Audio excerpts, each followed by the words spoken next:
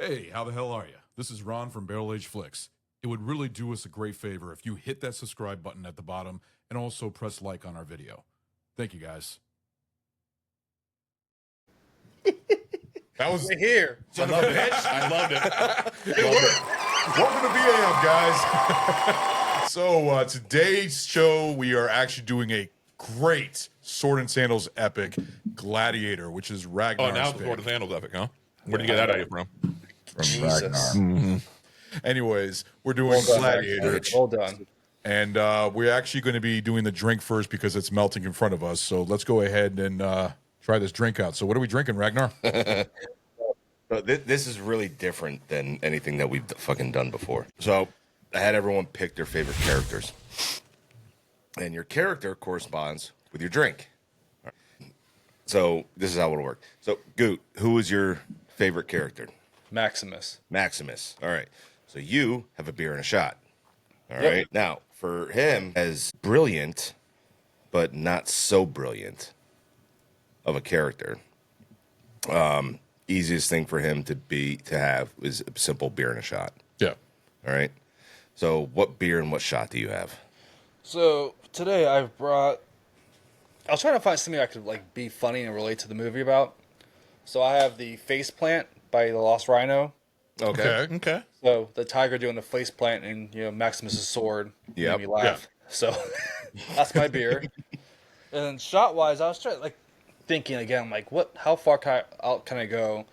So they had, at the Coliseum, they had a ton of different fruit for all the senators and all the emperor. So today I'll be drinking Black Royal Blackberry. Crown Royal. Yeah, Crown Royal. What the fuck? Yeah, I was trying to figure out Black Barrel. I was reading on the screen. I'm like, wait, what am I reading? Okay. Very good. Very good. So, Stu, who did you pick? Proximo. Proximo. Okay. Ron, who did you pick? Proximo. All right. Both of you two knuckleheads got margaritas. Here's the reason. The tequila-based drink is perfect for the warm climate of Zuckerbar. When you're busy complaining about queer giraffes, margaritas are just like Proximo, all about entertaining people the best way they know how. Okay. Oh, yeah. There you Okay, go. that- That works. So, and my favorite character is Juba. Yeah. Okay. So, mine is a Moscow Mule. Interesting. All right. He's definitely more of a leader than a follower, but he's certainly a reliable follower, just like how the Moscow Mule never fails to please his fans.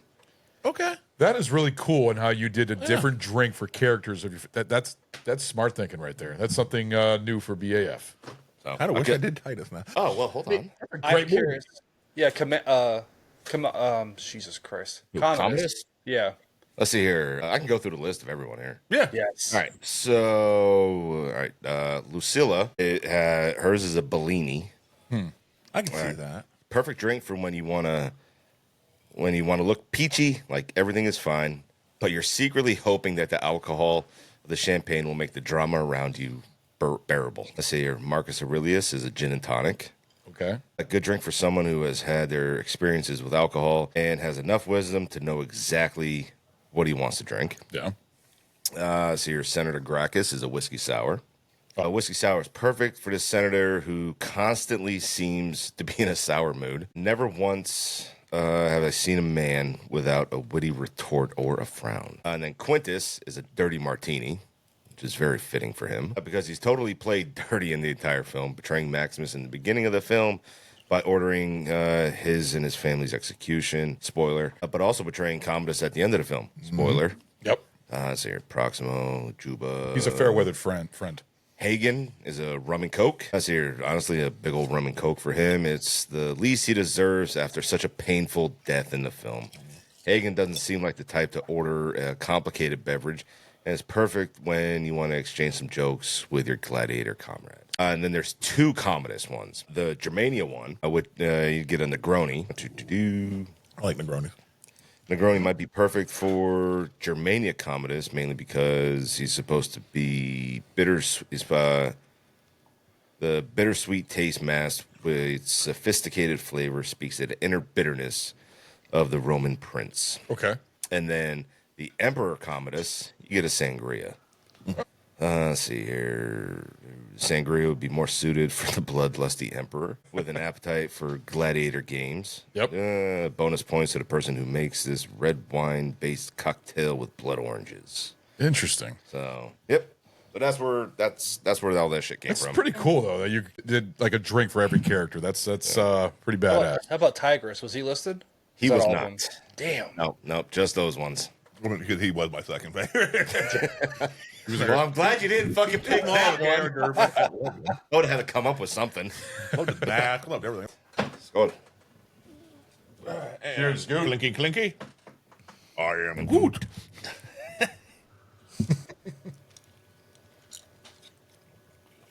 Oh my god, this had salt. Yep. No, that helps my tooth. When you brought him over here, I didn't realize he actually had a mule in there. I saw the lime, like, all right, he got also a margarita. Kind of weird that he's got a marg glass. We got a fucking dog glass. Fucking a mule. Are they all fucking different? I don't fucking understand it. But you were taking a while to make. Then I was asked Gute earlier. I'm like, Gute, you already got yours ready to go? Oh yeah, I'm good. All right. Yeah, he was the first one to know about it. Oh yeah. That's good. That's good. Well, you got an easy one. You got the beer and liquor, so I didn't. He asked the question in the group chat. I answered. I said, "What's the drink?" He's like, "Haha." Then he explained it to me. I'm like, "I like the idea. I love it." Yep. It was very good. Very good idea. Thank you. no, I think it was like I said, it's a BAF first. So, what do you give him? Goot, what do you give your drink? It's definitely 2 thumbs. I mean, the IPA is definitely an IPA. It has, it doesn't taste any different from the other ones, but I mean, it's not bad. It's good. Okay. What carries over is the Crown Royal Blackberry. I actually like making like a blackberry like lemon sour out of it. So I nice. chugged that first and put that in there. So I'm like, it's fucking amazing. Nice. Yeah. Ron, what do you give your margarita? Margaritas have never been my favorite drink, but they're fine. They're not my go-to. But you did a really good job of making this. The salt taste to it and everything around the rim, and the sweetness, because I know it's got tequila and the margarita mix. I give it a 1.5. Like I said, margarita is not my big thing, but it's great job. And also, I give it a 1 3/4 because I also give it the an extra quarter for effort. And you did the whole thing with the themed for all the characters. I thought that was a really good idea and smart. I was curious when you were asking favorite characters what it was about. I didn't know it had to do with the drink. I thought it was something else in the show. But great job. No, good job. So Stu? 1 3/4. I don't like margaritas. I never. I like tequila. I do. I like margarita. I don't know. I understand why some people do. Do you think the drink works for Proximo though? I guess. Really like the idea of different drink for the character. That was a really cool little spin on everything. Very impressive, which also explains why you had as much shit in your fucking bag as you fucking did. Like, fuck, man, what the hell is he making An here? old fucking bar over Figure it was there. gonna be one of those drinks where you had like all of them like stashed up with it. Remember we had that whole lined up? Yeah, no, not this one. But I'm gonna give it. I'll give it a half because of the creativity aspect of it. But I just don't like margaritas. Cool. So Do you like a pina colada better? fuck yeah. Oh yeah. I will fucking girly out. You can put a whole fucking banana in there and make me look gay as fuck. I don't care. All right. Pina coladas are fucking delicious. Be a queer giraffe. Well, hey, there we go. How about you, Ragnar? How about you? It's got to happen throughout the entire night. He's got sound effects now. Wait till I put my own ones in there. Oh, shit. I give this one a 2. With the mule. I Is love it mule. tasty? What kind of ginger beer did you use? Krabbies. That's my boy. Yes. That's the only one they sell at fucking ABC. Or Total Wine. Didn't we That's do a ABC? Moscow Mule for one of your episodes, your fan request? When Vicious fun. yeah. Yeah. Oh my god, that was Yeah, that was so long ago. we just now. didn't have these glasses. Yeah, no, but that was so fucking long ago. That was a now. long time ago. Yeah. Season 1. Was it season 1? It was yeah, season it was 2. season 1. Yeah, Yeah. Jesus Christ. We're on season 4 too. That's fucking crazy, man. Fucking crazy. Well, that's the end of the show. All right. Goodbye. Well, let's go ahead and get into the details real quick. So, Gladiator released May 5th, 2000, directed by the famous Ridley Scott. He's getting close to being a BAF Hall of Famer. So the other movies he's done is Alien, Blade Runner, Kingdom of Heaven, Thelma and Louise, Prometheus, and Alien Covenant, Black Hawk Down, G.I. Jane, Napoleon, which was okay. It was okay. The Martian, which is excellent. The Last Duel, which is excellent. American Gangster, and so many other more titles. The budget of this movie was $103 million. It made $272 million domestic, and it made $460 million worldwide. Good for it. Yes, this was a big moneymaker. The Rotten Tomatoes score for critical score is 80, but 87 for user score, which I was shocked. I thought it'd be more than that, but it only got an 87%. The cast in this movie is, of course, the famous Russell Crowe as Maximus. We got Joaquin Phoenix as Commodus. We got Connie Nielsen as Lucilla. The fuck? That was almost a rut row. Don't drop that on the cord right there. Oliver Reed. Yeah, that's fine. Oliver Reed as Proximo. We got Richard Harris as Marcus, which I think this was close to one of his last roles, I believe. I don't know if it was or not. Jarek Jacobi as Gratius. We got Jaman Hansu as Juba. We have David Schofield as Falco, Thomas Arona as Quintus, Ralph Miller as Hagen, Spencer Clark as Lucius, Tommy Flanagan as Cicero, Stephen Ole Thorson as Tigris. Sven Ole Thorson, which I'm sure you know other movies. Kevin Smith. What movie? But he was in? Mallrats. That was him. He was a security cop. Yep. Then you got David Hemmings as Cassius and John Shrapnel as Gallius. I totally forgot Hansu was fucking in this until we were watching it. I'm like, fucking hey, that's right. He's a good actor. And I think he released Amistad a year before that. And he was great in Amistad. Oh, yeah. Also Into America. He's in a lot of movies. Other movies that came around this time, we have Mission Impossible 2. Not the best in the series. We got Road Trip. Funny comedy. We got the movie Dinosaur.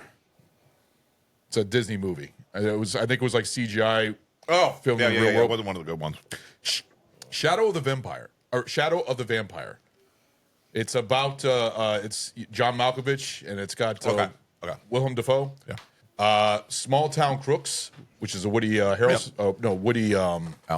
Woody Allen. Thank you. Woody Allen film. Shanghai Noon, Big Mama's House, and the great Battlefield Earth. The biggest flop of everything. It's amazing cinematography right there. Oh yeah. Has anybody claimed that?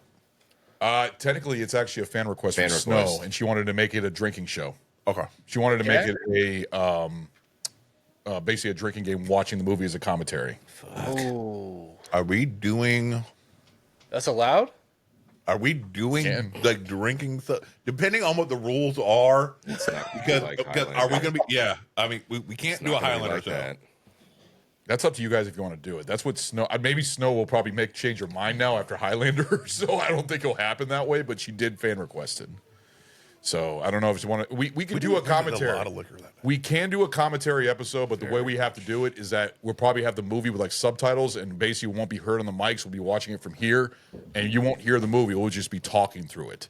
So, and then if you so choose to play the movie, exactly, we do. Yeah, that's basically, on you. yeah, just play the show, and we'll say, "All right, start the movie right now," and then they can listen to it with the commentary. So, if they want to do that, so that's the details for the movie. So, I guess we'll go ahead and take our break, and we will be right back. Hey there, it's the Barrel Age Chicks. I'm Sammy. I'm Snow. I'm Crystal, often called Moused, and I'm here too. And then we also have Yen and Harley, who sadly are not with us, but that's okay. We're here to talk to you about our podcast. Woo! Tune in because it's a lot of fun, and you get to hear the chick side of things. You're gonna BS about movies and drinking and life and momming, and we're Lots of good. laughing. Lots of laughing. I laugh, but it's great. Yes. We have finished our first season. And we're starting our second season. Good Lord. 2024, here we come. I know. Enjoy it. Join us on all of the platforms. Hear them talk and me listen. You talk. You can find us on Instagram and Facebook. Pretty much anywhere you can hear voices on a phone. And yeah, so give us a follow, check us out. Watch us give Ron aneurysms. It's the best part. And thanks for listening. We will talk to you soon. I was waiting for the applause. All right, so we are back with our show. So I'm going to hand it off to Ragnar. So Ragnar, why did you pick Gladiator? You enjoyed your Moscow Mule. It's cool. Honestly, I don't remember why. No, honestly, I don't remember why I picked it. I picked it a while ago. We were probably talking about Taboo and Ron's fetish, and then movies that were like that. And then, Maybe, I don't know. That may have been it. Who knows? No, I honestly, I picked this movie because it's amazing. Yeah. The story of Maximus and the entanglement that he gets himself into throughout the entire fucking film. And it's literally just one thing after the other that just compounds all the way up until the very end of the fucking movie. And the beauty of how they built everything for it. Because there's very little CGI in this film. Probably the only things that are CGI are Proximo, and when Commodus is coming into Rome. There's one section there that's CGI, which is basically it's just a fill-in, is filler for the scene. I like what you think. Proximo was one of the only things that was CGI. Like his character didn't exist. The actor didn't exist. Halfway through the fucking movie, he died. Yeah, Oliver Reed. So, which is Apparently, one more thing was the Coliseum, the stadium.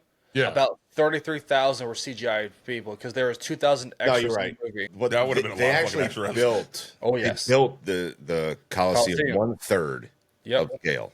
Okay. So it was so if you when you watch the movie and they go when they actually get into Rome and they pan up the Coliseum itself, Yeah. and they get over top, you see the entire Coliseum, right? But the way that they built it was so that I'm blanking on the director now. Ridley Scott. Scott. Thank you. The way that Ridley Scott had it built was off of his storyboards, and the way he did his storyboards was so he knew exactly where his viewpoint was Right. throughout the entire thing, throughout every single shot. So when they built the Coliseum, they left one section out of it Yeah. for viewpoint, for camera view, and they built it like I said, 1/3 of the scale. So it was, I think it was roughly 52 feet tall. Correct. Exactly. 52 feet high up. Yeah. Yeah, because it was all blue screen on top on the top round section. No. No. Yeah, to No, fill it in. wasn't. No, it was not not. blue screen. Not blue screen. Not Green green screen? screen. There's no. No, it was The rest of the legit. Coliseum and shit was all CGI'd. See, I thought they had green screen or something like that, so they just No. CGI'd over it. Yeah. Okay. I thought there was green screen around. No, so the entire film is not in the studio. It's in. Brag. Malta. So they built. Hold on, I'm trying to remember here. No. They filmed in different locations, but this was one of the only films that It was on set in rarely does Malta, this. I read. it may have been Malta. Yeah. I think. That's what I read. Where's Malta at? Ooh. Hang on. Motherfucker. Malta. I've never even heard of Near Malta. Italy? It's Southern Europe. Yeah. Like near It's- Africa. In it's- Africa? So this is where. Oh, okay. All right. Yeah, in the Mediterranean Sea, just below pretty much Greece and Italy. Yeah. Okay, yeah, it was near Italy. That's what I thought. Yeah. Okay, Yeah. I was trying to picture it in my head, where like the boot and everything. Yeah, what I was thinking was when the opening scene of it, they actually Ridley Scott got a hold of the forest department. I think that's what it was, and he actually talked to them because what they wanted to do. The forest department was they wanted to basically level out and clear out that entire forest already. Yeah. So Ridley Scott talked to him and told him that, well, we'll do it for you, and it won't cost you. and the Germania. Yeah. Okay. Yeah. I thought we were still talking about Malta, and I'm like, no, the opening what? scene. No, he talked to them and told them that, like, dude, we'll save you a shit ton of fucking money and we'll do it ourselves. Oh yeah. You know? And, like, he had fucking protesters up in arms about, like, oh, you're fucking ruining the forest and blah, blah, blah, blah, blah. We're gonna fucking do it anyway. I was like, they're doing it anyway, so we're saving the money. I'm still And shit. shocked that the Coliseum was only 1/3 of the original size of the Coliseum. Cost them $1 million to build. Jesus Because Christ. they could change the complexity to it because each shot of the Coliseum is different. Yeah. Yeah. You have like different birds flying, and like it looks different each time. That's why it gave the uniqueness to it to make it look more authentic. Oh, okay. But what they did keep was on the top of the Coliseum, you had the awnings. Mm-hmm. That was already on the Coliseum that they built. Oh, okay. So they just extended the height to match the actual Coliseum. Okay, maybe that's what I thought was the blue screen was the awnings, basically. Yeah. No, nothing. 'Cause I remember- nothing here was in a studio at all. It was all on set. Yeah, because I remember seeing a making of documentary, and I remember seeing the awnings, and that's probably what I thought was actually the blue screen that they replaced the CGI with to make it more grander and everything else. Nope. How big does anybody know the true? You've been to the Coliseum before, and you've actually walked into it. Are you able to walk into it, or You can take tours of it. tours inside of it? And I stayed outside. is it pretty big? It's fucking huge, man. Yeah. The actual size. All right, so if it's 52 feet and it's 1/3, you're looking at 156 feet tall. 159 feet. Yep, there we go. Thank you. Oh, so you were close. Yeah. You were right there. That's math. That's just the height of it. Yeah. But it could hold up to 50 to 80,000 people in it. You gotta think that's 16 stories. Yeah. Okay, so 50 to 80,000 people. How many? How much can a football stadium hold? Depends. Depends which on the one it stadium. is. Yeah. Some can only hold 20, 30,000. Some can hold fucking 100,000. Yeah. Oh, okay. I didn't know if they were. I thought they all were like a certain, like the same size when it comes to that. I didn't know. Not even close. Oh, okay. You got ones built fucking in the 1950s, Yeah. and then you got ones built Now. fucking 2 years ago. Yeah. All right, yeah, no. I know Michigan Stadium can hold 117,000 people. 117,000. Jesus Yeah. Christ. Big And house. it's usually fucking packed. Yeah. Every fucking game. Yeah. Fucking weird. I mean, where would the fucking bathrooms be in the fucking Coliseum when they're having their fucking shows and stuff like that? I mean, just trying to think of that because and Pick a spot. Yeah. took a shit right out in the fucking. I mean, they had plumbing, or not plumbing, Irrigation. irrigation and sewer systems. Yeah, no, I know that's one. No one So- would be the first to have those. Yeah. So they had toilets. Yeah. Or bathrooms. What we call bathrooms nowadays. But so Ridley Scott had no ambition to actually do this movie until the writer, one of the writers, showed him an actual painting. And the painting is French artist by the name of Jean-Léon Germain. His Police Verso, which in the name of Latin is with a turned thumb. And it's basically a gladiator standing over the loser, looking up at the crowd, and their thumbs are pointing down Oh, for killing. and such. Yeah. But here's the funny part, though. That's a falsity. So you see in every sort of Roman movie or gladiator film that the emperor or the crowd, right, they're pointing their thumbs down, Yeah. right? So after they did some research, they found out, well, that's not true. So what's the real? Thumbs down meant put your weapon down. Okay. So when you see, So what's with thumbs up then? go ahead. Interesting. Yeah. So they changed that around a little bit. Oh, In okay. the film. And actually all the films. In the film, you see them as slaves, Yeah. right? And you see them as gladiators, obviously.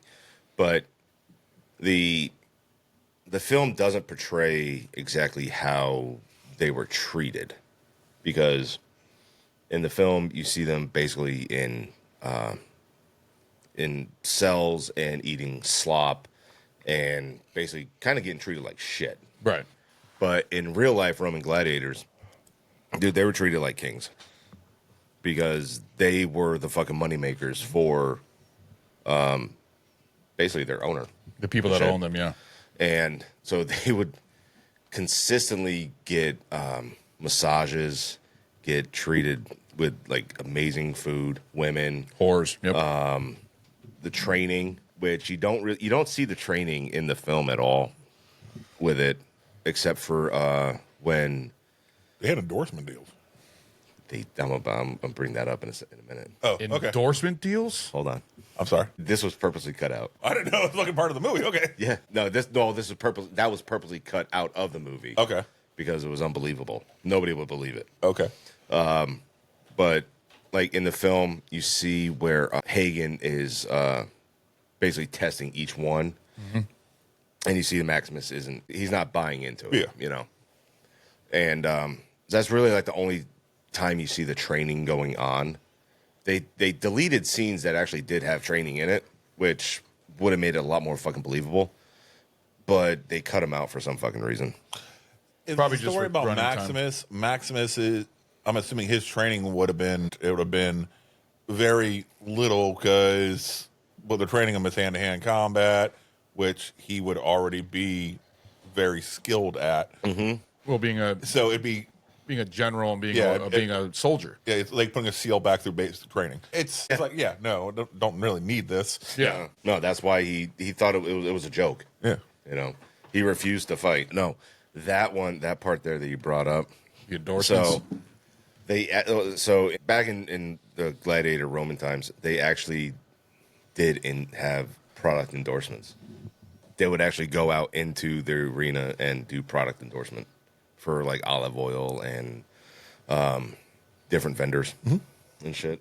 I had no idea. That's fucking weird. Okay, but would you actually believe that if that was in the fucking movie? No. See? They found That's why they cut it out. they found recording writings and stuff like that. Basically, little fucking Ads? yeah. All right, That's funny. I never would have thought Maximus there'd be. says, "Drink your Ovaltine." I mean, I know that's being exaggerating right there, but they found this evidence that they 100% were shills even back then. We took our athletes, our big dogs, our celebrities, and made them sell stuff. I mean, it's basically just like NFL and everything else, WWF wrestling and everything else, where they you see Mankind promoting Chef Boyardee and stuff like that. You remember back in the Attitude Era and stuff like that, and the NFL, the Nike shoes or jerseys and stuff like that. So that would be really interesting how they did that in Roman times. They had like little people going out in the middle of the Coliseum says, "Buy this because he uses it," and everything else. No. It's like the NBA. It's even worse now because they have logos on their jerseys now. So I imagine like logos on their fucking like shield and armor and stuff like that. A big Nike swoosh. Yeah. On the fucking shield. Go buy so-and-so's olive oil. Some shit like He'll that. lube up the injury real well. Yeah. I knew you would go there. You're welcome. Yep. You set him up, I fucking nailed it. There we go.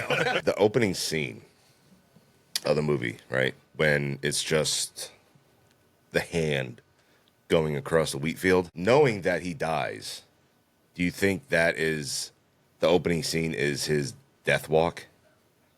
After he's dead and he's in Elysium? Where he's basically like Yeah. like watching his whole life over again, basically. Basically. I can see that. No. I think that's him having a memory of he wants to be back home With his wife and kid. harvesting his crops and that. So that's more of him basically finding his happy place before having to go do what needs to be done. Well, yeah, because like the color scale was different. It wasn't gray. It was more in color, like what should look like a gray or not gray, but like a wheat field. Mm-hmm. Yeah. Okay. That's the way I would take it. Okay. So when he was Marcus Aurelius was asking him about his home, when he tell me about your home, that was all ad-libbed. Really? Like Russell Crowe, that was all ad-libbed by him. Good. And he was actually telling him about his home in Australia. That's pretty fucking awesome. So it had nothing to do with his home in Spain. wherever the fuck it was. I mean, I'm assuming because they said it was a Spaniard, Spaniard. so I'm assuming. Well, I don't think he was. They called him all. They called all of he them was Spaniards. Roman. No, he wasn't. He was part of the Roman Empire. Yeah. But Which he was from included Spain. Spain. And Okay. it's included now Germania. Well, he was married. He was Germany. married to an Italian because his wife and his child were speaking in Italian back and forth, so it was Roman. His wife and kid were Italian. I mean, unless didn't you notice that when the kid was yelling out, "Oh, the dad's coming home because the horses are coming before he gets trampled on"?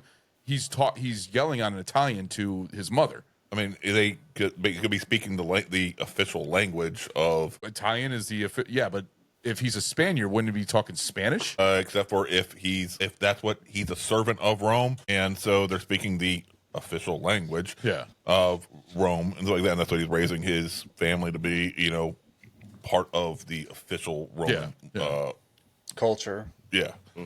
Potentially. I don't know, but I they call him a curious. Spaniard. That's no, all. and I actually always had that whole question about him being called Spaniard, because when you see his wife and seeing the Italian speaking, I'm like, why is he called a Spaniard? Maybe it is in Italy. Maybe he started in Spain, and then, he was... that looked more like Italy. He was born and raised in Spain. Okay. And during that time frame, Spain was with Rome. Yeah. So they were allowed to join because they were considered Roman citizens, but Rome took over Spain during that time frame. Yeah.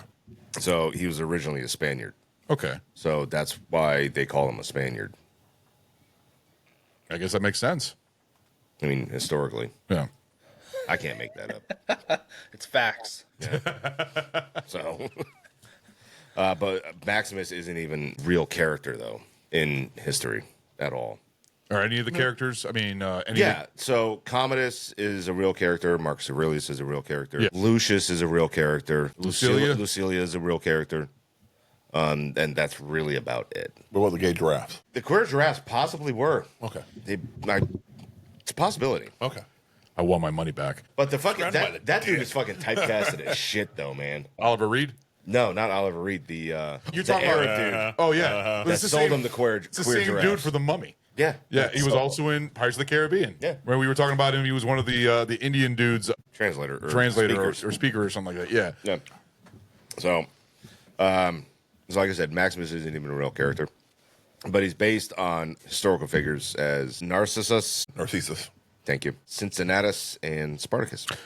See, Spartacus, I can see, because Spartacus is almost the same type of story where it's basically a general or a soldier turned into a slave and then turned into a gladiator. It's actually a common story seen in a lot of sword and sandal epics, but this one did it really well the way they did it with Maximus. But you've seen it before, or maybe they've done it more afterwards, where you said that It was after. Yeah, because the gladiator is what started it back up, and then you see it more. So I figured you'd catch on. I tried. I got better. Well, you caught yourself. Good job. Thank you. I'm proud of you. So Not yet. you've got figures thank you. like Narcissus, who was a wrestler who actually killed Commodus in real life. Oh, I don't know that. And he didn't even die in the arena either. Then you have Cincinnatus, excuse me, who is partially based off of Cincinnati, Ohio. basically, yeah. Cincinnati kid. So lot of meth. Maximus's character was based solely a little bit off of him, as he was as a farmer Yeah. who was appointed emperor, actually, and then who stopped the invasion of the empire before stepping down after brief 15-day rule. Okay. Heck yeah. Fuck this, I can't take it anymore. Die. How long did Commodus, Amadeus? Commodus. Wrong movie. Marcus, though, how long did Marcus reign? How long was his reign? Oh, shoot, about 25 years. 25 years? How many Caesars has there been? Do you know how many Caesars there have been throughout the time in Roman history? Because, I mean, there's a lot. I mean, I know there's a shitload of them, but I'm just curious at how many. Because Just 12. There's only 12 Caesars? Yep. Yeah. Yep. You had Was Caligula one of them? You had Julius Caesar, Yes. Augustus, Tiberius, Caligula, Claudius, Nero, Galba, Otho, Vitellius, Vespasian, Titus, and Domitian. All right, guys, we'll be right back. So, like we were saying, there's 12 Caesars throughout the entire Nice dozen. Roman era. Yeah, I could have sworn there was more, but I guess I was wrong. Well, you would kind of think there may be more. Yeah. I mean, just like there was a lot of pharaohs for Egypt and everything. Let's see if they average 15 years. Let's say. But average, because I know some less, some more. Yeah. Let's say 15 years. you're now looking at 180 years worth of Caesar reign. Yeah. Basically right there. That's a long fucking time. Yeah. All right. That's almost as old as fucking country right now. All right. And so that's a huge chunk of history. Right.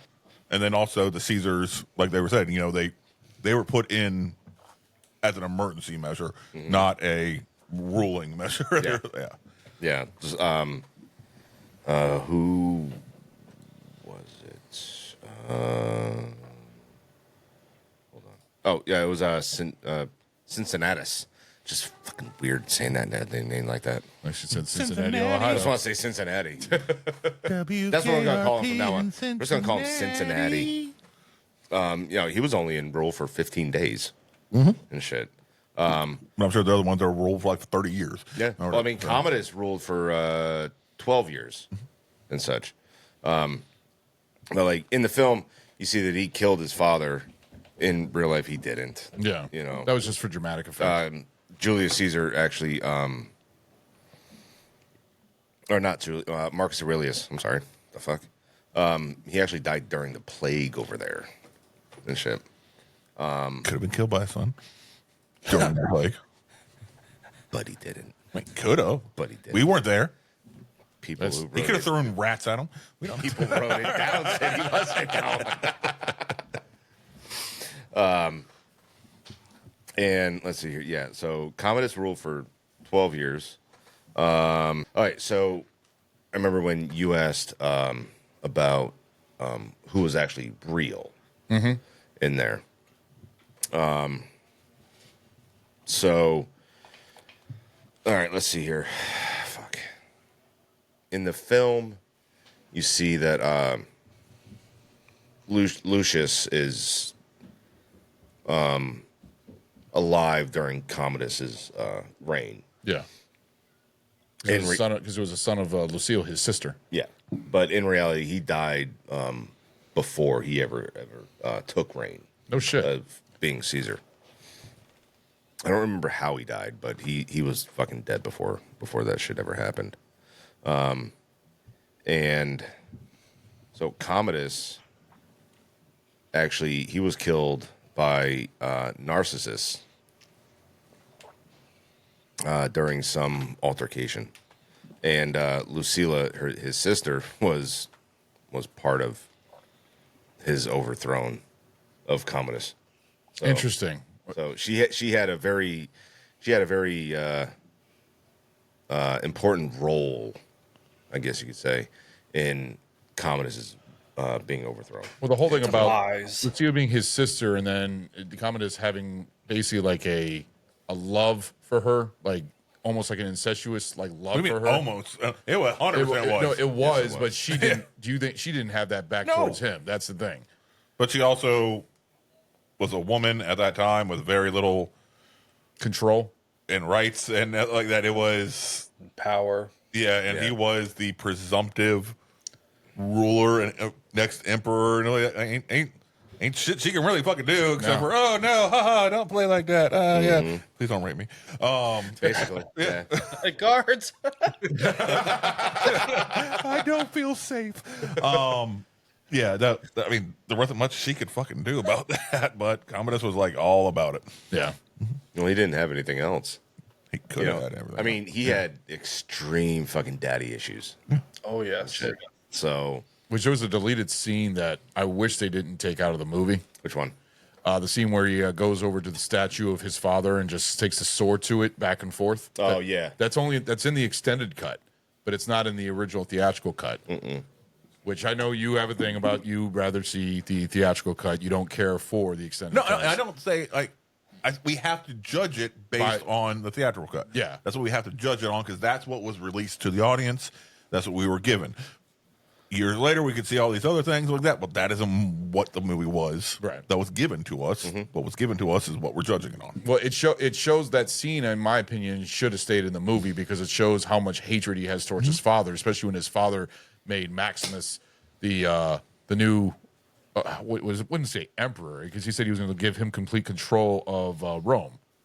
What was it, emperor or is it basically Caesar. he was going to give Maximus the role of being Caesar. Okay, See, Which is the emperor. yeah. It's just a different name. President, emperor, god, Dictator. Yeah. Yeah, either way. chancellor. Caligula. I don't Then think fucking pick the goddamn movie. Because he thinks he's a god. Yeah. So Caligula thought pick he the was a movie. god. Pharaoh. I've already picked Caligula. It was going to be part of our Patreon show that we never did, so I might as well fucking do it. So Might as well. yeah, I wouldn't mind doing it though. I think that would be. I'll do it. That would be a fun one to do. Fuck Patreon. Yeah, our Patreon's kind of No. Thank you, our Patreon subscribers. Okay, fuck you, All right, our Patreon subscribers, you are awesome. We appreciate it 100%. We love you guys. Fuck Ron. All right, you should like donate more and request Ron be punished for his insolence to you. Yes, there we go. as I get punished enough in this show. I can't wait. We to have haven't my yet fucking tonight. soundtrack. I'm So you've almost knock on wood. you should have been earlier, but I'm Where? shitting on our Patreon when you subscribers. were naming off the cast and crew. You did. Oh my god, we Yeah. were so silent, dude. I know. I didn't miss anything. Was I that wrong Oh yeah. Yeah, you were. on the real names or the fake or the All of them. great? Yeah. Now I feel You'll like- hear it. Now I feel Don't like worry. an idiot. Yeah, You'll hear great. it. Now I feel like an idiot. So Stop looking into my soul. Lucilla was actually caught red-handed in the plot of killing Commodus, so she was actually exiled to Capri before her execution. And the death of Commodus, also, this is really fucking weird, to the year of 5 emperors in 193 AD, with a power struggle between, all right, let's see if I can get this shit right here. Petronax, 1, 2, 3, yep. Didius Julianus. Didius Julianus. Yeah. P. Diddy's cousin. Did old Julius Caesar. Escanis Niger.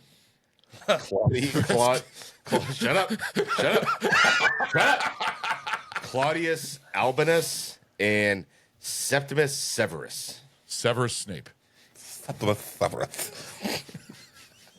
So they actually all Biggest five of them, dickus. all 5 of them actually ruled as Caesars and shit during that time frame. It's fucking weird as hell. Yeah. Like you Did can't. they ever talk about Commodus's inventions? No. Okay. What were Commodus' inventions? He invented quite a few things. His 64th invention is probably what he was most well known for, though. The Commodus 64.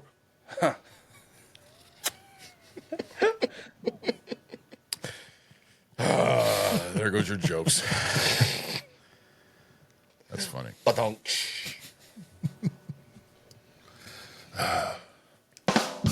There you go. It was punny. Come on. It was. So this film, unlike a lot of other films, was shot literally in chronological order, scene for scene. Really? Which to me is a better way of filming because it makes it easier for the actors. No, absolutely not.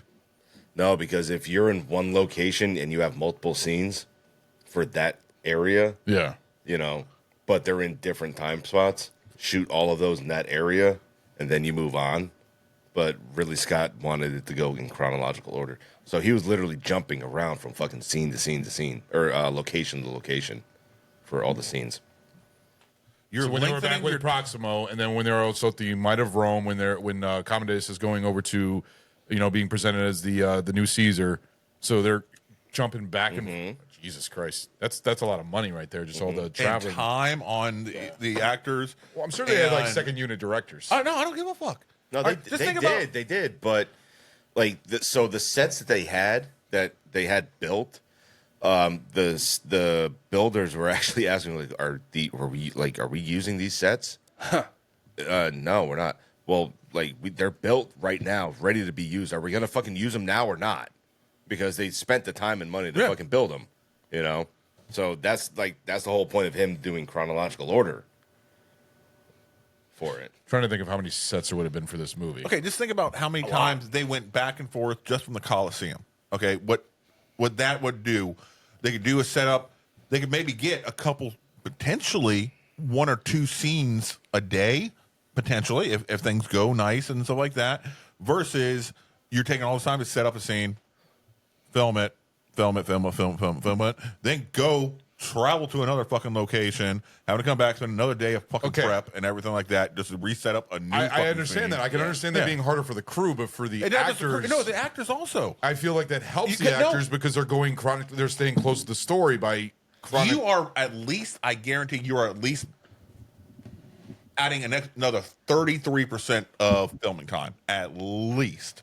Time away from your family, away from your other jobs that you could be doing, time away, everything like that. And having to get back into whatever outfits. It probably wasn't as big of a deal this time because the outfits they're nice, but they're basically simple outfits. But if you're doing some sort of heavy duty fucking shit like that, having to constantly get into, in and out of that same fucking outfit over and over again, and get into a different outfit and right back to the first outfit, then a different outfit, then back to the first outfit, just back and forth. It's just so much more time consuming and draining, especially if you're already mentally in one spot. The Coliseum, I'm in a fighting mood now. I'm just going to stay in this fighting mood this entire fucking time. Now I'm going to go do these, bed chamber scenes so I can be a little Mr. Romantic time or whatever, and shit like that, and stay in that headspace and that mentality. Well, what was the filming? I didn't want to step over your toes if you had it. What was the filming time for this? Because I have it. If you didn't know, What? It took from January to May to film this movie. Okay, and it probably could have taken from January to March if they were fucking filming it location based. Well, they were actually only using a third of the script at any given time. Holy shit. They never had the full script. Well, with Oliver At Reed, all. dying, that's also messed things up right there. It did, but even without him dying, they never had the full script. So they actually brought in So a lot of movies are failures when that happens. Usually, that happened to Alien 3. the lead writer, because they had they actually brought in 7 historical figure or what's the word I'm looking for here? Professors, Historians? Scholars, professionals, Historians. Historians, thank you. 7 Thank you, historical historians. They actually brought them onto the cast for accuracy, Which is good. for the film itself. But they had the lead writer actually, since they were kind of hitting a fucking hard spot in a lull. Yeah. The actors weren't happy with some of the scripts, with some of the rewrites, and they weren't moving forward the way that they actually wanted to. Mm-hmm. The writer actually sent the script over to a friend of his and had him look it over. And he told him, all right, well, this is fine, but you guys really need to change this, this, and this. Right. So he brought it back to Ridley Scott. He's like, all right, well, fucking tell him he's hired. And brought him on set. Ridley Scott, though, is really good at filming movies in a very fast time. There's many times where he released 2 movies in 1 year. Yeah. He's almost like a Steven Spielberg when you think about it, because Steven Spielberg does the exact same thing, where he films a movie, but that means they're a very good director if they can get a movie done in a scheduled time. No, but that also means while he's But it's got to filming, be a good quality, though. While he's filming movie 1, he's background working on movie 2 already, doing the pre-production and shit like that. Yeah. So it can work. It obviously can work, but to me, you're not giving 100% to what you're doing right there. Yeah. You're not seeing Scorsese, out there, churning out fucking movies, multiple movies a year. It's he's going in 100%, giving everything he had. You're not seeing Tarantino, No, Tarantino takes his time. Exactly. You are just seeing them giving 110% to what they're doing. Right. Logistically, you'd have to be working on all the pre-production of something else if you're trying to get out a movie every 6 months. Yeah. You see in the film and I talked about it actually in the beginning of the show too, of how Maximus actually he gets himself put in these situations, and it's really his own doing, and rightfully so, I think, because of the level of military time that he actually did serve, and the level of where he was at. How long was he a gladiator? His cockiness. Not, I wouldn't say his not His cocky. demeanor. It's like a Demeanor. respect is earned. Yeah. Yeah. Yeah, that's a better word for it. Knowing that, like, he's fought tougher men than this in multiple situations, you know, and he's I don't want to say he's tired of it, but I think he's getting annoyed with it. And this scene here, where he screams at the crowd, "Are you not entertained yet?" Oh, that's good. Actually portrays it kind of fucking well.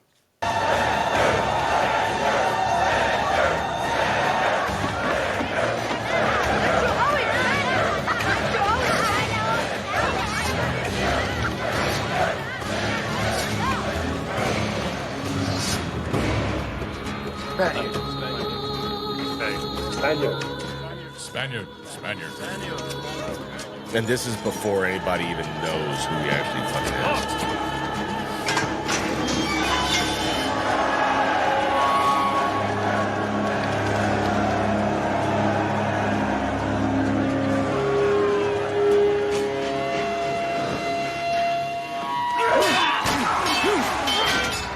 He is kicking ass.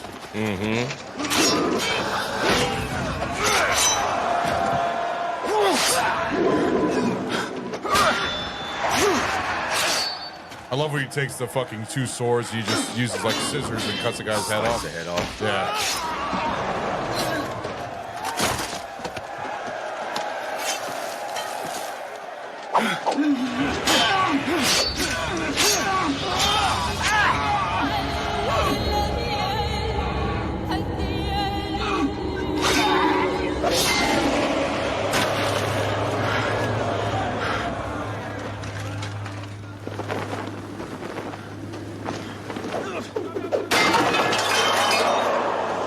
Are you not entertained?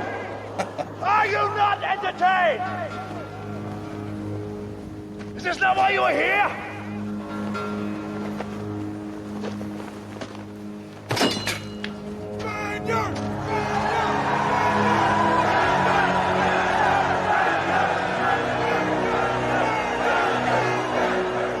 They're very much entertained. You got murder boners. Absolutely.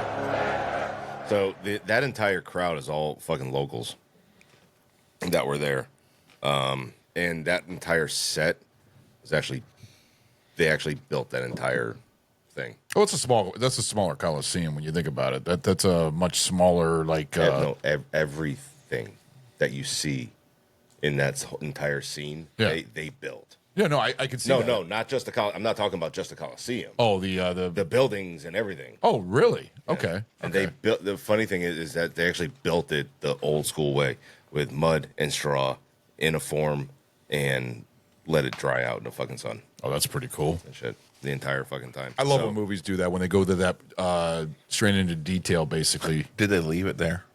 No. I mean, I don't know why would they wouldn't. And this is in Malta, right? No. No, that was not in Malta. Where was that at? Jersey. Prague. God knows where. Cincinnati.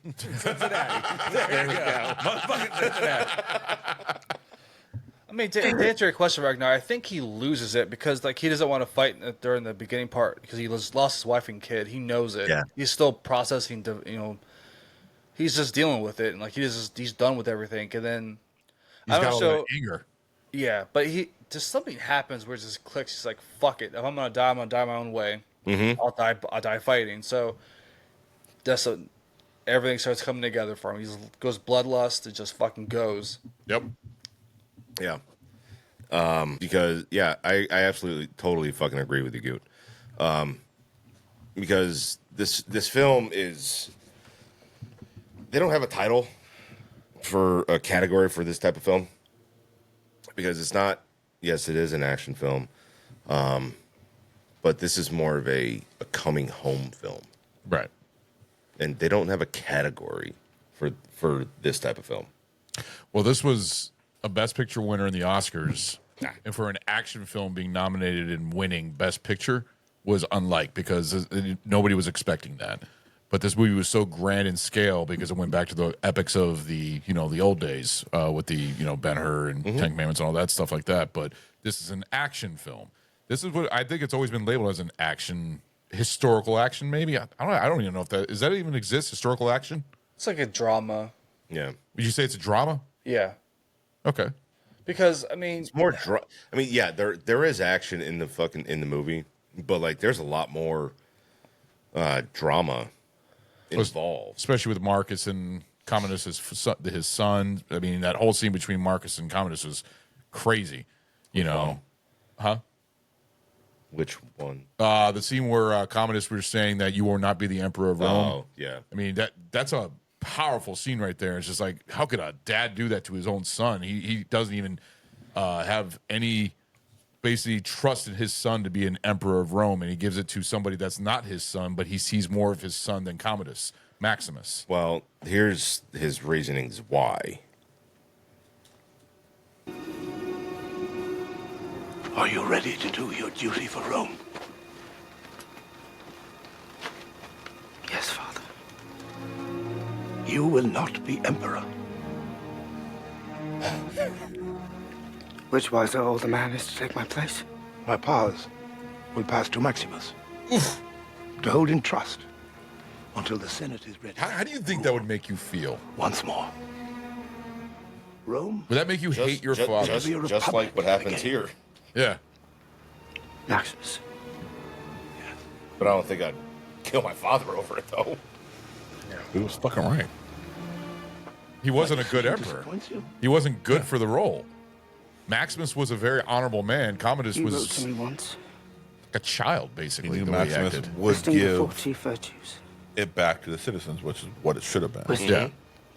justice, fortitude, and temperance.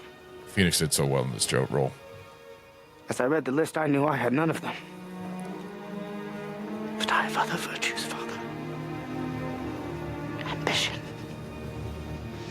That can be a virtue when it drives us to excel.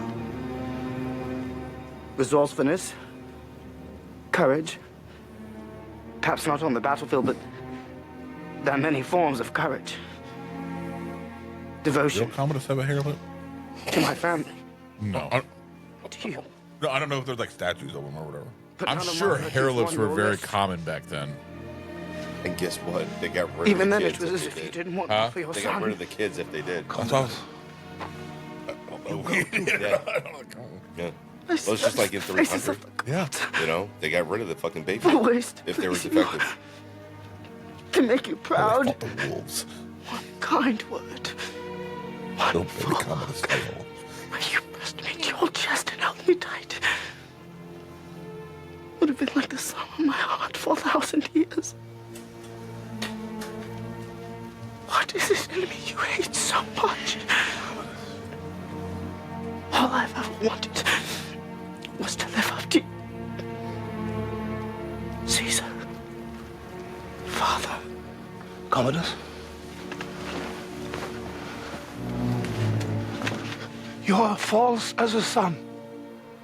Is my failure as a father? At least he can admit that. Yeah.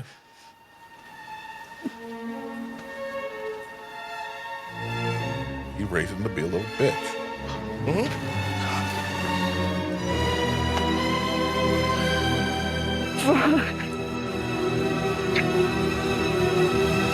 Lucilla. She would have been awesome. Huh? Think she would have done well. Yeah. She would have been awesome. I would put to Smart, level-headed, able to see big picture type if stuff. you would only have loved me. I would play the politics. She very much so would. But I don't think the Senate would have. That's why he even says, you know, if you were a dude, you'd be an awesome Caesar. All right.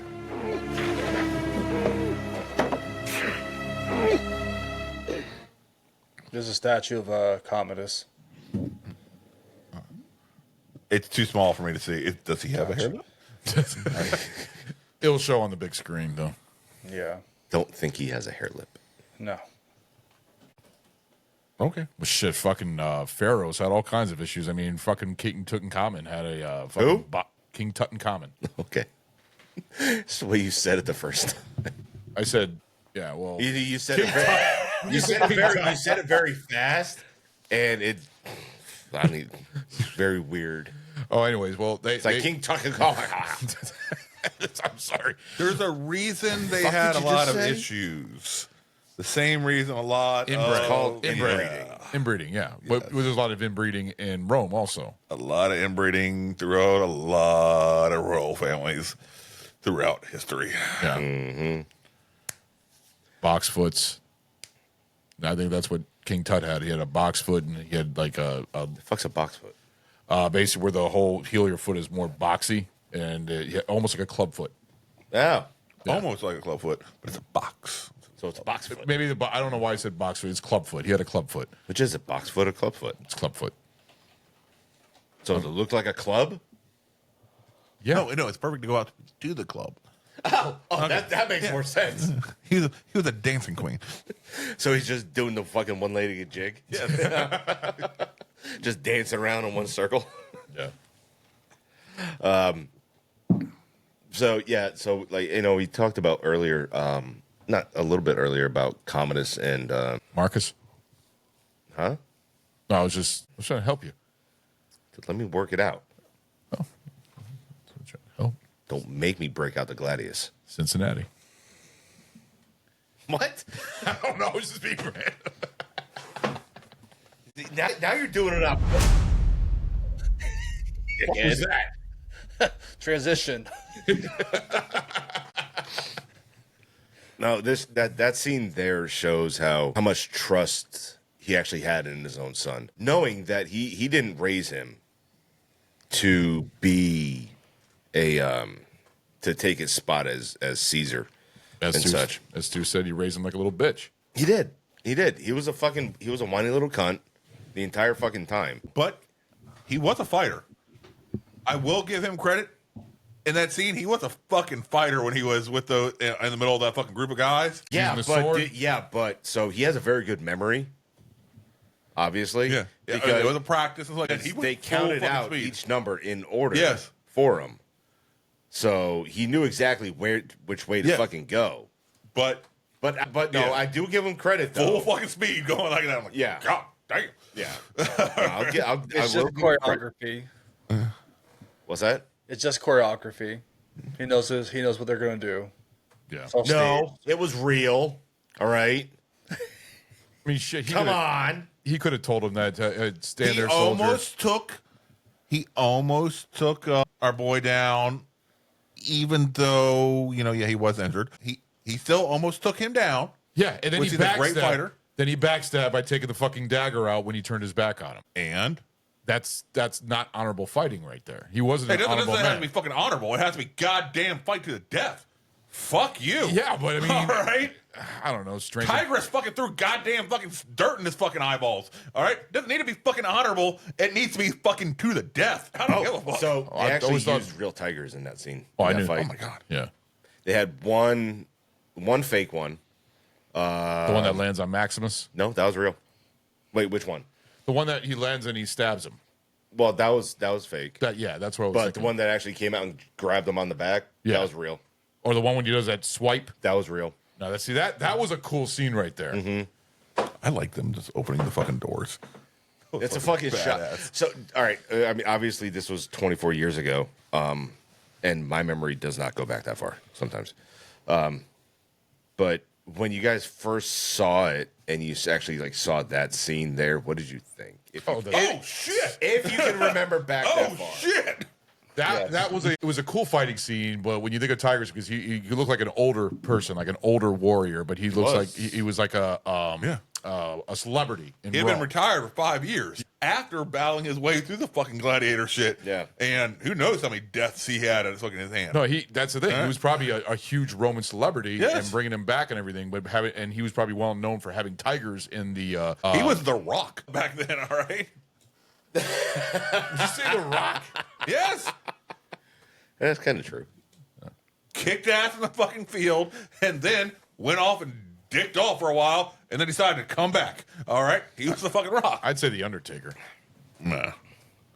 Either one. No, I guarantee. Well, there's a lot of wrestlers that I left guarantee and come Tigress was much bigger than the fucking Undertaker is. Yeah. All right, he was big swinging dick. All right, everybody fucking knew him, loved him, and stuff like that. And that's where like, all right, we're gonna bring this motherfucker back to end this uppity Spaniard. Yeah. All right. But I will say that fucking scene was like shocking to see. It was like 2 tigers. Was it 2 or was it? It was like 4. Was it 3? It was 4. No, it's 3. 3. It was 3 tigers. Yeah. But seeing him come out like that, but you see the little slaves like that holding him by the chains, trying to keep them. Just that was it was a very well done scene. But seeing that one move where you just see that swipe, where you see that tiger just swipe at Maximus's leg. No, was it Maximus's or was it Tigress's leg? No, it's Tigress. It was Tigress's leg. That was fucking awesome. Yeah. Yeah, the fear, like having stepped back too far was like real. Like you could tell these motherfuckers are like, this shit could go sideways very quickly. Oh yeah. But yeah, like when I first saw this in high school, like I was in theaters and like I remember just thinking, God damn, this is perfect cinema right here. Yep. What the fuck's gonna beat this? You know the other It took a long fucking time. Yeah. Well, you know the other deleted scene that they had There's a bunch. about the Christians being killed by the lions, basically where they're feeding Christians to the lions. I didn't see that one. Yeah, that was another deleted scene that they had because that was something they did in Rome where they fed the Christians and watched people, just lions tear people apart in the audience. Because And what year was this set in again? It was same year or the same time period. They're martyrs, so I'm just wondering what year this was set in. So the opening war was set in 180 AD. So I think this would have been 10 years later. Okay. 190. Maybe. Maybe. I mean, there's really there is no definitive timeline on it. But I assume it would have said when Commodus, like in your research, it would have said when Commodus, actually the real Commodus ruled, and I would have figured somewhere in there. Let me look real quick. All right, so the 5 individuals. No, you know what? Was I right or wrong? No, I think I was wrong. So in real life, I'm sorry. You know, I think it was 108. Okay. 108 AD. Because the 5 people that were ruling at the same time that was in 154 AD. For some reason, Ron, I'm looking at that death proof poster right there. It's really reminding me of the Amadeus poster. So Commodus ruled from 177 until I could see that his assassination in 192. Oh, okay. So yeah. So roughly around in that time frame. Good job. So I was right on something. I think. I don't fucking know. Because I didn't know, depending on when this was set, was whether or not they were really throwing Christians to the lions or not, and stuff like that. Because whether Christians were actually a thing. Yeah. At that point in history. So what was interesting? So obviously they did do those sacrifices basically. But what was cool about during the Coliseum was that they would actually flood the entire Coliseum and actually have boat battles, what the fuck, ship battles. There we go, Jesus, inside the Coliseum, which is really fucking cool. Which you actually see in Gladiator 2. Yep. Coming out in November. So, will all of you guys see also that? directed by Ridley Scott. Yep. Yes. And he is super stoked because in the first one, he wanted a fucking rhinoceros. And he didn't get his rhinoceros. In the second one, he gets his rhino. With Denzel, you can't tell me that's not Frank Lucas. You are Frank Lucas from American Gangster. Yes, I can see I that. can see that. I can see that. Yeah. the way he Good was pickup. talking. Good pickup. That's good. I That's saw good. that. I'm like, he's gonna kill somebody and throw whatever fucking currency, So- but that's 20%, motherfucker, and walk He's away. releasing 2 Yeah. movies this year. Yep. What's the second movie? What? Alien Romulus. and this. Yeah. Gladiator 2 will both come out this year. Well, he's producer for He's for not Alien. directing that one. I thought he was directing where No, it's no. for, Who's directing? no, it's Fide Fantasy- Alvarez. yeah. Oh, he's- okay. I thought Ridley Scott was it's the directing. same Okay. dude who did the Evil Dead remake. Oh, okay. No, I thought it was okay. him. Yeah. But this motherfucker's 86 years old. Yeah. Yeah, and he really? talks. Yeah. Yes. Can you He is Christ, 86 years old. just think of it? He's like, This might be his last film. no. No, he's in good health. He could die any fucking day now. Fuck He- you. What do you know? But what do you know? How do you know when he's going to die? No, I'm going to say Fuck this. you. When you see him in interviews, he does not talk like an 86-year-old. He talks like Okay. he's like in his fucking 60s. It's fucking It weird. doesn't matter. His body is still 86 fucking years old. It's true. All right. His speech really may be 86? 60, but Yes. he's actually 86. Motherfucker was born in 1937. He's gonna get 86 this year. And he still hasn't won a He fuck- could. And he still hasn't He won. could. He still hasn't won Best Director. Okay. A lot of people are upset about that. Why? They should because they thought that he should have won Best Director for Gladiator. He didn't win. Well, the Who Gladiator won? got nominated for a lot of things. Who won that year? For 2000, I think there was a non-American Beauty. American Beauty was 1999. I can look that No, up. this would be. Wait, what am I looking up? I have it up right now. won? Gladiator, who won for the year 2000 for the Oscars for Was Best it year Director. 2000 or was No, it it's 2001? Best 2001. director, It came out 2001. in 2000, but I think it may have been the 2001 It would have been Oscars. 2001 Oscars. Yeah. It was Traffic. Which was a great fucking movie. Okay. Yeah. That was a great fucking movie. Other nominees were Billy Elliot, Crouching Tiger, Hidden Dragon, Aaron Great movie. Brockovich, and Gladiator. Okay. Aaron Brockovich won for Best Actress. I know that, but Yeah. Traffic was a really fucking that's a well Steven done movie. Soderbergh film. Okay. Yeah. That was a good movie. It was a very good Listen, movie. I'm not shitting on Ridley Scott, but also there's been plenty he's done great movies. He was nominated for Black Hawk Down. Didn't win for that either. All right. And who won that year? What You year was that? bring up shit that he was nominated for. You better bring up the receipts. Who beat him? Okay. Just stop bringing him up. All right, hold on. Because I don't know. 2002, okay? Yeah. He got nominated back-to-back years. Yeah. Jesus, that's an accomplishment. Yeah, but didn't win. Beautiful Mind. Which was another really Ron fucking Howard. really good movie. Ron Howard Yeah. won for that one. Yeah. All right, so you mad that he's getting beaten out by these really fucking good ones too? I was upset that he didn't win for Gladiator. Traffic is good, but I think Gladiator Traffic is should amazing. compared to Gladiator for directing. for directing for quality of actual cinema. I think Gladiator has a whole lot more when it comes to when bringing the epics back and everything else, and the way that he did it because he's actually a great. He's done so many great A fucking movie movies. doesn't need to be epic to be an amazing. It's not fucking just film. the epic; it's also the acting, the directing, the score, everything about the movie. That's why I got Best Picture, but he should have won Best Director. I think that was a comeback for him because he kind of fell out in Hollywood with some movies, and then he came back with Gladiator, and then got better through time. He did Thelma and Louise. He did Which was a great film. White Squall, 1492, Conquest of Paradise. Okay. I think it's an okay movie. It's okay. Although they make a fucking French dude playing Italian. It's weird. But I don't know. I think he should have won. But, Traffic, great Traffic is movie. an amazing fucking movie. So do you think Traffic should have won Best Picture No. compared to Gladiator? No. So you all right. You don't like the idea of a Best Picture and Best Director. They don't winners. have to go hand in hand. They don't. But No. It happens. It's just matter of and opinion. then they literally It happens sweep the a entire lot. thing. But no, you can have. That's like saying, okay, so it's the best picture, so it better also have the best score, and it also better have the best actor. Yeah. Oh, and it better also have the best, supporting actor and the best actress. All these, it has to have these things to be the best picture. No, it doesn't. Yeah, it doesn't have to have these things. yeah, because All Hans right? Zimmer didn't win. He got nominated Those for aren't Best the Score. requirements. Exactly. Yeah.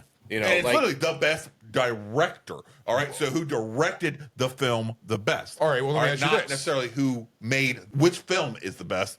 Who directed the film the best? But if you had to say this, what is his best directorial movie? Movie as a director, what would you say is his best direction? It's Alien. hard because he's done a lot of fucking great movies. For me, it's Alien. I'd say Blade Runner. Blade Runner is right there, but I'm trying to think of which do I have to, because I got to give it the theatrical cut. I have to give it the theatrical cut. And Oh, you don't like the theatrical cut of Blade Runner? No, you like you. I like it, but there are better versions. Yes, the final There are cut. much better versions. The final cut. And that's the version I think of when I think of Blade Runner. I don't think of the theatrical cut, but that's why I don't think I can might have to give it to Alien. How about Black Hawk Down? It's a beautiful, wonderful film, but I think Alien, he directed it for a story that was created versus a retelling of a factual event. Right. In the retelling of a factual event, you actually have real emotions to be able to draw upon, and you just have to get the person in the right headspace. You ever seen Black Rain Yeah. with Michael Douglas and Yeah. Andy Garcia? So ahead. speaking of, back to Alien though, like they released that back in theaters this year, back in the top 5. It was like in the top 5 that weekend. I saw it in theaters. It was fucking amazing. Right. I mean, I think Alien might be his best actual directorial effort. I don't know. Yeah. How about you, Ragnar? Oh man, yeah, he's not. The Last Duel is a great movie. He's done a fuck ton of good movies. The Martian. The Martian was good. Had The Martian was had a lot fine. of flaws in it. The Martian was good. It was fun. It was interesting. Yeah, with shit, you know. But Aside from American Gangster. American Gangster is a good one. American Gangster's very good too. Yeah. Aside from would you have the Alien, I would say the fucking Last Duel. Yeah. Okay, is but like American right fucking Gangster. there. Would you breathe American Gangster in the same breath that you breathe Alien with? Really? Exactly. No. So it's, you can't fucking even talk about American Gangster. No, I agree with you. It's just He's done a lot of Yeah, great yeah, films. but you got to remember too, like these are two total. Those They are. two They are, but you're totally talking about- different realms. They are, but you're talking about, the top of the top movies. Yeah. Okay. I think Black Hawk Down. Gone is with like, the Wind. Totally different fucking than Alien. Oh, yeah. Totally different than Ben-Hur. All right. I mean, everything, all these fucking things are different, but they're all still top tier films. Mm-hmm. All right. And that's where I think you got to kind of really think about that. And So you wouldn't put this in his best movie of all time? not his best movie of all time. No, it is a Okay. great film. I super enjoyed it, and it's going to get high marks for me on the ratings. But it's not his best film to me. All right. So you Steven Soderbergh winning for Traffic. You agree? Directing, yeah, Traffic is an amazing fucking film. So his direction's better than the direction of Ridley Scott and In this, Gladiator. versus these two, yes. Okay. Yeah. All right. No, that's a matter of opinion. That's fine. I was curious. I just think this is one of his best films to come out. But to me, he's gotten better through time. Just movies. American Gangster is one of my favorites. I love American Gangster, and Last Duel is great. Also, the one that just came out with Napoleon. Adam Driver. Not Napoleon. No, that's Ferrari. The sequel was better. The Dynamite, yeah. Which one? Ferrari. Was that one? Ford versus Ferrari That was is good. That was That's enjoyable. a good, very good movie. no. That's directed by James Mangold. No, I'm saying Ferrari. Not. There's another one that came out. Yeah, there's one that's just called Ferrari. Yeah, that's Yeah. not really Scott. I think it stars Adam Driver, doesn't it? No. The new Ferrari movie? I believe it does. It does. You can't no, say he you're gets right, better yes. as the time goes. You honestly cannot say he gets better as the time goes. You think he's had, but he's had stinkers too. He's had Yeah, that means he's not getting better as the time goes. Thinkers in between. the Matchstick Men with Nicholas. Oh, Matchstick Man was fun. Yeah. Fuck you. Matchstick Man was fun. No, I didn't say it was bad, but I know he's done good comedies. I mean, that one's a comedy sort of, and then G.I. Jane. He did G.I. Jane. Yeah, it was fine. Yeah. He also did Hannibal. He also did. I think Hannibal's great. You think Hannibal's great? I don't think it's a bad movie. I think I'm not saying enjoy bad. it. I'm saying, do you think it's great? Do you think But it's? do I think it's like do you high think it's- regards? Do you think it's better than Alien? No. Totally. But I do. Absolutely. I highly enjoy it. That's what I'm saying. I actually thought it was a good little sequel to Silence of the Lambs. Do you think Kingdom of Heaven? Okay, theatrical cut, no, but the director's cut, yes. The theatrical cut is trash, but Did you see it in the movies? Did I see it in the theater? Yeah. Yes. So that's what you need to go off of. That's what's presented That's not to as you. good one. Alien Covenant. I don't mind it. I like Alien Covenant. Shame-tastic. I like Prometheus. I think Prometheus is a great sci-fi film. It's Prometheus not Alien. It's a great not sci-fi Alien. film. Exactly. It's not Alien. Exactly. It's funny how we went to Gladiator to Aliens. Robin Hood. Talking about Ridley Scott. Robin Hood was okay. It was a different take. It's like It's a fun take on the original. It's like King Arthur. It's a different take on Robin Hood, just like King Arthur is a different take on the Arthur's story. Actually, Arthur is more realistic than anything else that you've ever seen. How so? Fuck me. He directed Legend? Holy shit. Oh yeah, it's a classic. The 2017 Murder on the Orient Express. He didn't direct that. Well, he's listed right here. He's a producer. Oh, why is he fucking listed on? I saw- I didn't have him list this film. Fuck that. I saw Death of a Nile. I'm like, he didn't direct that garbage.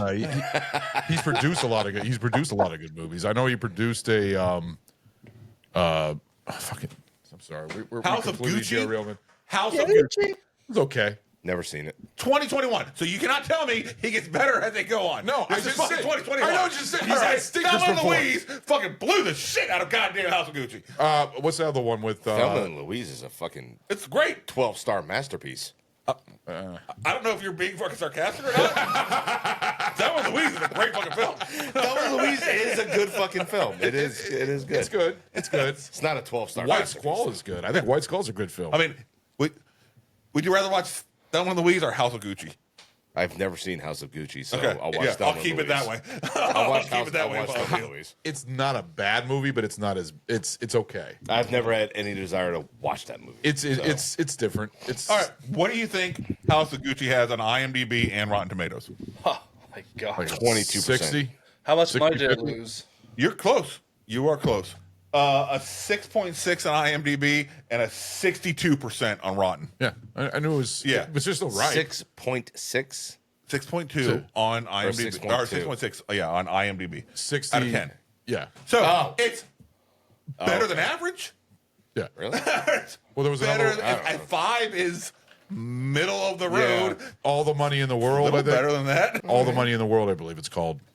Although there was another stinker that he did with Russell Crowe called A Good Year, about wine He tasting. really did like working with Russell for a He minute. did. There, He's didn't done like half a dozen movies with him. Yeah. But Russell Crowe is also a difficult actor to work with. He is. So He's only done 2 movies with him, he's done this. and A Good Year. The Robin Counselor. Hood. American Gang. American Oh Gangster. fuck yeah, you're right. I'm sorry. I'm not even. You're right. I forgot about Russell Crowe being an American gangster. Yeah. I keep thinking of Denzel Washington. The Counselor with Fassbender. It was okay. Yeah. It's okay. It was. It was. Yeah, fine. that's the thing. This is the problem with him. But would you say Scorsese has the same thing? Huh? Oh, for fuck's sakes. Scorsese's a better director. Oh no, he is. I agree. All right. Sorry, we derailed your show. No, that's fine, but dude, every single time you always bring up fucking Scorsese. 'Cause I love Scott, this is the problem with him. He is a fucking goddamn a churner. All right, he will churn out.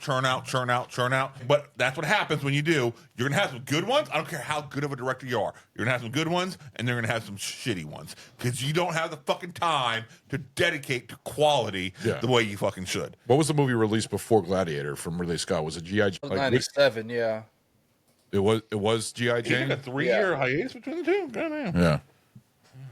I was curious what was before that. I'd say he's released more in 2000s because I know Hannibal was released a year after Gladiator, 2001. Well, you had Legend, which was before this. Well, Legend was like 1892. that was early Black 90s. Rain, G.I. Jane, White Squall.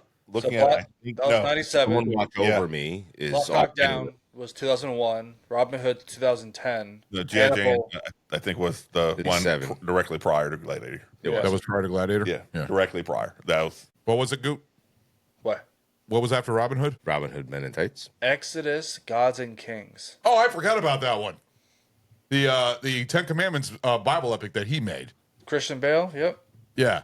It was okay, but apparently there's like a 5-hour version that he never released, and it would have been a whole lot longer. I thought it was good for what it was, but you could tell it was extremely cut up. How about All the Money in the World? Did anybody see that? I've seen half of it. I haven't finished it. I need to still finish it. I just keep trying to. how many director credits do you think Ridley Scott has on IMDb? About 30. 58. I guess that he- includes TV shows. TV also. shows, yeah. Episodes that he directed here and there. Yeah. But 58 director credits. Christ. That's how much this man is a fucking whore. All right, he's like, no, keep working, keep working, keep working. I am 86 years old. I'm gonna die tomorrow. I need to leave all the money to my 3 ex-wives. Well, it's funny. It says his highest grossing movie was The Martian. It's a fucking Oh, great I can movie. absolutely see that though. It's an amazing Think about when movie. it came out and what a fucking stellar hit that was at the time. The word of And mouth.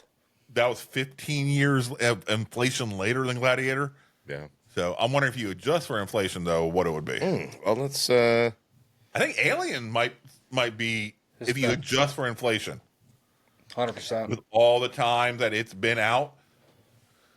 Damn, he's got 1, 2, 3, 4. He's got 4 movies in works right now. Yeah. Directing the untitled Bee Gees biopic. That could be interesting. I want to see him do the biopic. I'm cool with that. Rays of the Broken Land, Gladiator 2, which is in post production, which is done basically. Queen and Country, and he's always got movies lined up. I feel sad. I feel sad for his brother though. Is that the sequel to Master and Commander? No, Master Commander was Peter Weir. Oh, I know you were making a joke. Peter Weir is also a great director. Russell Crowe's going to be in that one too, I as a wish. queen, and then singing Bee Gees songs. Just picture Jared Leto playing a fucking leading role for that. For what role? The BG shit. I can see that actually. I could see that actually That's very which well. one? The one with the long hair and the one that sings, the lead singer. I don't know the names of the guys. The one with the high pitch. Yeah. Okay. Yeah, I could definitely see that. I could definitely see that with beard and long hair. Yeah, that'll work. What sort of weird shit would he be giving his castmates? I can only imagine. He's the method actor AIDS. right there. He's giving them AIDS. He did that for Broken Hearts Club or whatever you call it. He gave them AIDS for Broken Hearts. What? No, What? The one with Matthew McConaughey. Dallas Buyers Club. Oh, what's Broken Hearts Club? In your own mind. Yeah, I have no idea. So that's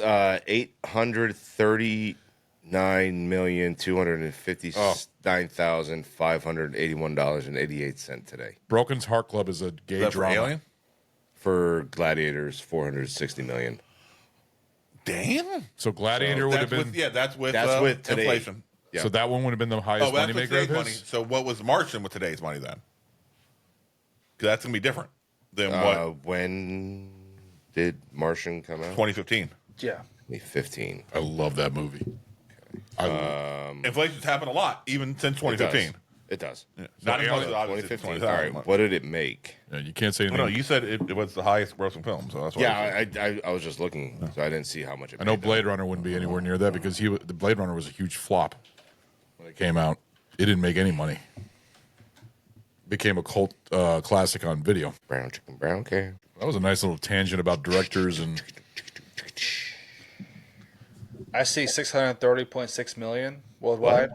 for what? For Gladiator? How much? Martian, Martian. Say that again. 636. 630.6 million. And what? 30.6. And what was Gladiator? Hold on.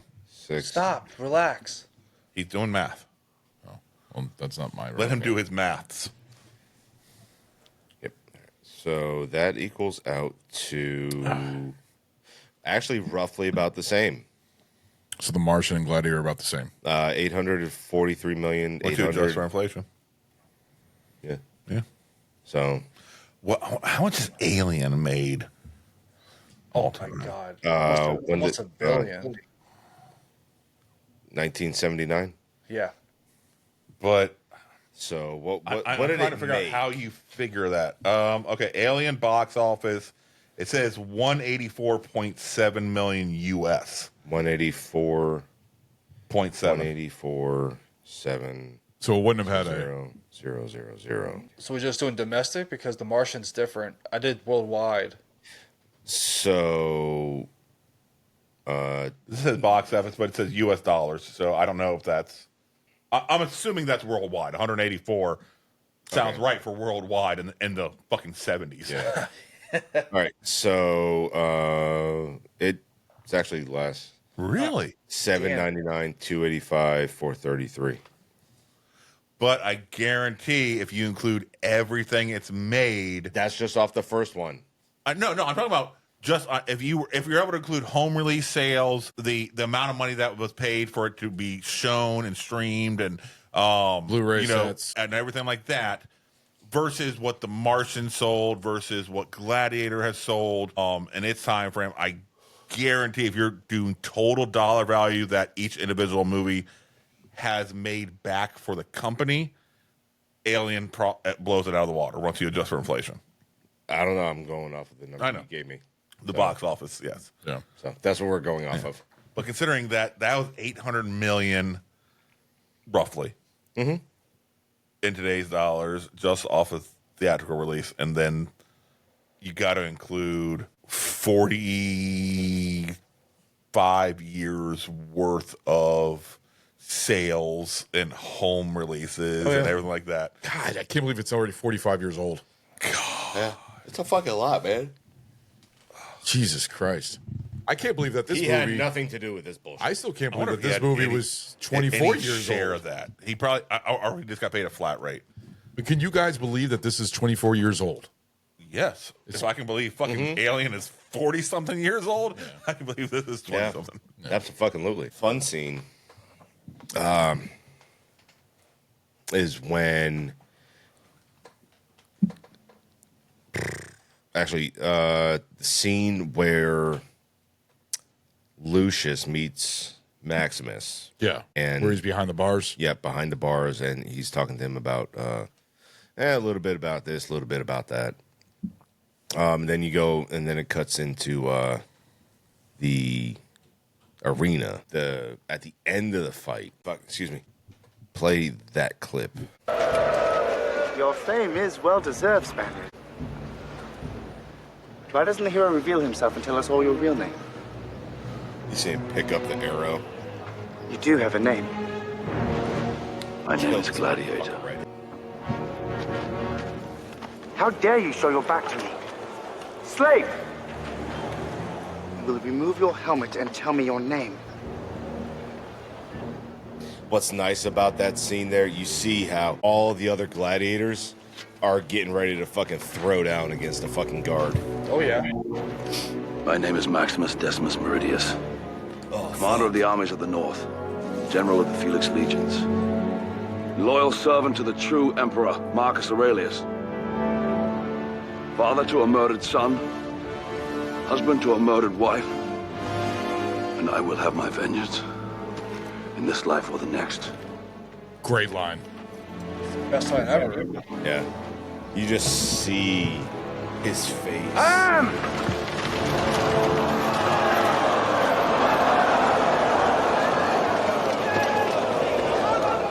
Shit was about to get fucking bloody right there. Well, the fact that the people chose for Maximus, that's what helped him. Because he was ready to kill him there. Commodus would have killed him right there, but the people wanted Maximus, so he had to go vote in the people's favor. Well, honestly, I don't think those guards would not have worked. They wouldn't have survived. No. Gladiators are a lot more powerful. They're trained to kill. They're also the Emperor's guards. I mean, Which they are are going to be the best of the best of the best. Yeah. I mean, but realistically, if Maximus just wanted to see Commodus' head roll, he wouldn't have cared about his own death. He could have taken Commodus out the very first fucking moment they're there, even surrounded by the guards. Yeah. He easily had the time to fucking kill Commodus. And then, okay, if he dies, he dies. Yep. No big deal. He got his fucking revenge. Yeah, he didn't care about him. He didn't care about himself living or dying. Yeah, but obviously he did. Otherwise, he would have fucking jumped. He would have felt. That's froggy then. because Lucius was there. Well, That's see- What? No. that's the only reason that saved him. Do we think Lucius might be see- the son? I brought this up to him. Okay, no. Calm the fuck down didn't there, bring it up to Junior. me. Because I'm glad I'm not the only one. No, I agree with you. I said might be. Might be. Fuck you, dude. Calm down. No, okay, no. Calm down. Sorry, I got overexcited. Listen, Sparky. It's okay. Yeah. All right. I got overexcited, but the fact is You that think? I talked to Ragnar about this earlier, thinking that he's his son because Lucilla, I feel like they had a history. They did have a history, but they never had a history to the point to where Lucius is Maximus's kid. See, what I'm thinking about Gladiator 2 is they're going to change the story around. And they're going to make it that he's We actually don't his know son. that they didn't. That's the To thing. me, I took it the implication that Lucilla and Maximus, they were fuck buddies. They were. Yes. Because you see, And that's when she's like, yeah, I have a son, Lucius. He's 8 years old. He's like, I have a son. What do you think that? bitch, you don't want child support, do you? Do you think that he's a son of Maximus? No. Now, do you think that they might try and change it just to make it more entertaining in Gladiator 2 and actually make it that as he's? I don't think so. With Ridley Scott being back directing, he's not going to fuck that storyline up because he was with all the negative think I left it open-ended. comments with this movie. I don't think he's going to take that chance. I think I left it open ended. I don't think it definitely said one way or the other, so it could pick it up that Lucius saw his uncle kill his dad and his dad kill his uncle, and We are not in the fucking trailer park. I mean that is the way he's gonna see it potentially, especially since Lucilla whatever has been living with Lucius, in wherever the fuck they are now, and shit like that, and then Lucius gets sucked into the fucking slavery and Gladiator and shit like that. So I could see where Lucius believes your Maximus is father his was father. actually Maximus, and he was a brave man. That's he why I died have a to feeling- free Rome, and I have a feeling I he's going to think be the brought second up. one will That's what I'm saying. give a lot of answers to that. Yeah. I think. So I guess we'll all be shocked. I guess we'll have to find out when Gladiator 2 comes out in November because I'm curious their myself. dad was actually just some eunuch who went. So I could see the storyline of Lucius believing Maximus was his father, and then trying to go with that as like motivation for him. Yeah. In some twisted sense, they could get away with Or that. his, But or his wannabe father. yeah, I'm trying to You say. know, since he really didn't know his Real father. So like I can see him going as far as like him adopting Maximus as his father, and like his values and whatnot. Well, Maximus, when he realized he was talking to Lucius, yes, you could make the argument, he realizes how close he is to that family, but also his change in demeanor could be taken as father talking to son. Or you can put it into modern times where he realizes that Lucius is Lucilla's son, right? And so, like, when they're in the when he sees him when he's in the cage, Yeah. right? And then he finds out who he is, and you see him fucking start hiding back. He's like, "Fuck, where's this bitch at? She wants my money." The child support. Fucking that he alimony owes. time, motherfucker. Yeah. It wasn't alimony. Or It was child support. It was child support because he's the dad. All right. Once again, he's the But dad. you saw that look at us like, Yes. what are your percentage thinking that it's his son?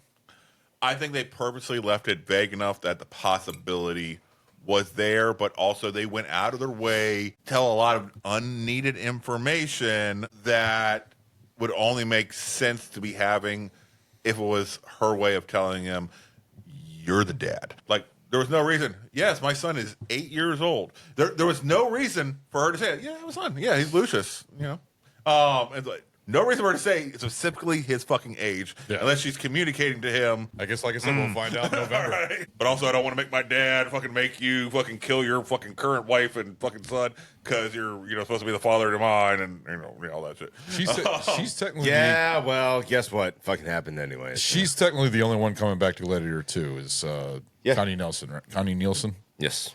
There's nobody else from the. Brought back the actual actor who played Lucius. They could have. He's old enough now. Yeah. I mean, same amount of time frame, I would assume. Yeah. No, in Gladiator 2, they showed like him as a kid, and it was completely. They put a different kid in the spot now. They could have had a different kid, but they could have brought back Yeah, the kid who grew up to be. he would have been in his mid-30s, mid-40s. No, No. he was how old? He was 8 years old. It's 24 years later, so if he was 80 and 32. That's mid-30s. That's what I just said. You said 30s, 40s. I said mid-30s. I was just making an estimate. And you think 32 is mid? Mid-30s is 35, 34. 34 to 36. All right, I'm off by a couple years. What the fuck? you're wrong. I mean, seriously, I'm a just couple saying. fucking You're wrong. years. And you said 40s. And you said- did mention I said 40s. 30s to 40s. No, you said mid-30s to 40s. Yeah. So you're wrong. All right, I'm wrong. So Fine. he could. The kid could play it. And I feel like I recognize that kid outside of this role. I feel like I've seen that actor somewhere else. Possibly. I'm fucking curious because I have two. I just It's Mystic River. What? seen that movie in a long time. The kid's still there. What's that kid? What's the actor doing now? It's mostly TV shows. Manhunt was his recent one. Okay. Station 19. Weird Al. He's in Weird Al Yankovic story. Well, He was one. He was one of the guy that's in his band when they were doing the Baloney song. He was one of the roommates. I could see him now. Want you to know about anything? Camp Hell, superheroes, babysitters, Mystic River, Gladiator. been a bunch of Oh, he was in Arlington Road. Double Jeopardy. yeah, he was on Arlington Road. I remember him Arlington Road. That's Unbreakable. He's the son in Unbreakable. Yep. The kid, Okay. the kid, Bruce Willis's son, or Joseph Dunn, or whatever his name is. Double I think Jeopardy. Last House on the Left. Was that a remake? Yeah, 2009 Yes. remake. No, he was in the original. Yeah, that's what I was trying to make sure. He was a spermazoa at the time. Mad Men. He was in the TV show Mad Men. Yeah, Agents of S.H.I.E.L.D. He's in a lot of movies.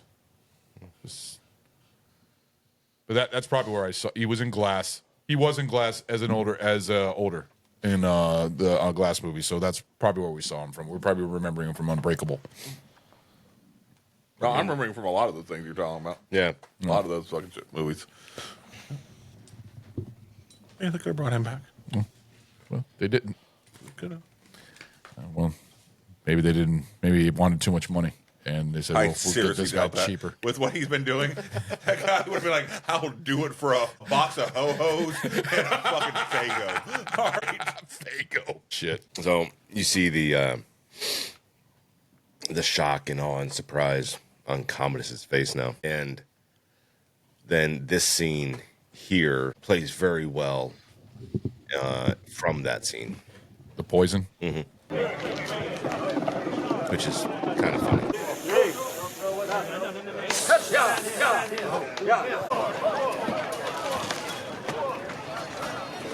Maximus, you commanded. Batman versus Robin.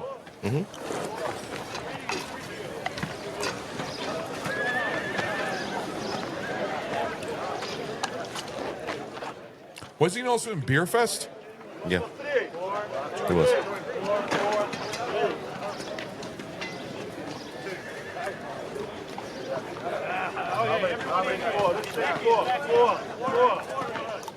Tasting the soup.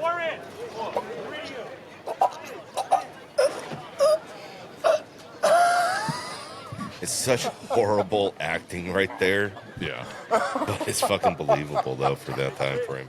But it really shows how these guys became friends, because in the beginning they weren't friends, and now they're sitting in a group eating and having a good time talking to each other and stuff like that. He must kill your name before he kills you.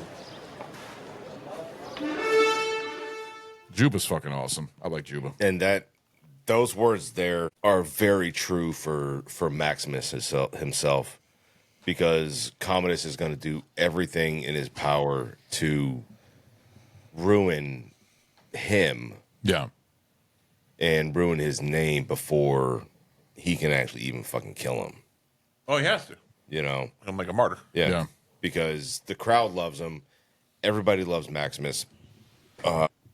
It's not going to do Commodus any good to actually fucking kill him without destroying his name and his honor. The other one that was actually in the beginning of the movie, which I forgot about. Strength and Honor. Yeah, that one there.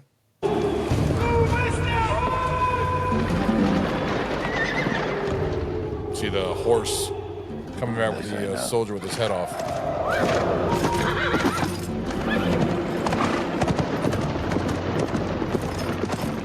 What'd you all think of this battle scene altogether? It was fucking good.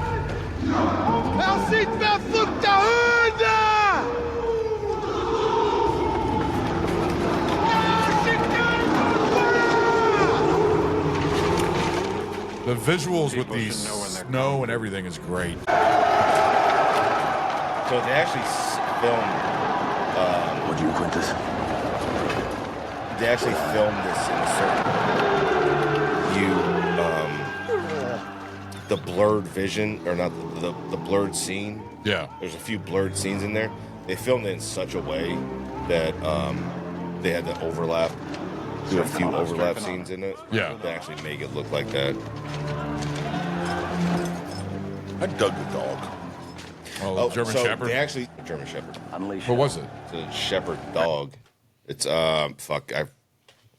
God damn it! I forgot what the hell it was. Looked like a German Shepherd. I thought it was a German Shepherd. You have obviously no idea what dogs look like. No, it looks close to a German Shepherd. No, it does not. That looks closer to a fucking Australian cattle dog. Felt small for a German Shepherd, if that's The what it was. Belgian Shepherd. Thank you. That's what it was. Okay, Yep. I understand it's a Belgian Shepherd, but that face, it looks like a German Shepherd's face. It's not close a to it. German Shepherd. Yeah, I know it's not, but it looks See, like now, a German now you're Shepherd. now you're going by face. That's all I'm looking at. It's just he looks like a German Shepherd. So I'm sorry, Belgian Shepherd. It's different, but it looks like a German Shepherd. A dog can't look like Dog a was cool. Dog was cool. I don't give a fuck. They actually wanted to have a wolf Well, I could see in that. there. I mean, for that- yeah, for that obviously, yeah, that'd be cool. But-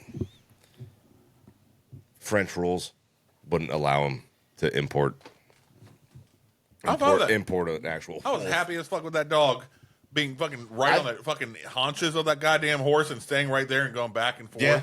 watching its fucking master. I'm like, God damn, that's Yeah, it's a lot better than an actual fucking badass wolf would have been. fucking dog right there. Fuck. Kind of feel bad for him that he isn't with his fucking master anymore. Would have been cool to see him roll with. Sorry, he's just roaming around. Kind of wanted him to roll with him to fucking Malta, follow him around everywhere he goes. I mean, fucking cool. He's with his family. Oh, I hope you're not meant like. So a couple other things real quick. So in the you see in the one arena battle, one of the first ones actually. The one where Proxima was at. So you see in one of the arena battles where all the gladiators are chained together. Yeah. Right. And yes, I'm purposely ignoring That you was now. I want to say No, I was asking a question. I know, and I'm purposely ignoring you because I'm trying to talk. I know. I was Stop asking you if stop it was. interrupting. Oh, whatever. I believe it was the first one.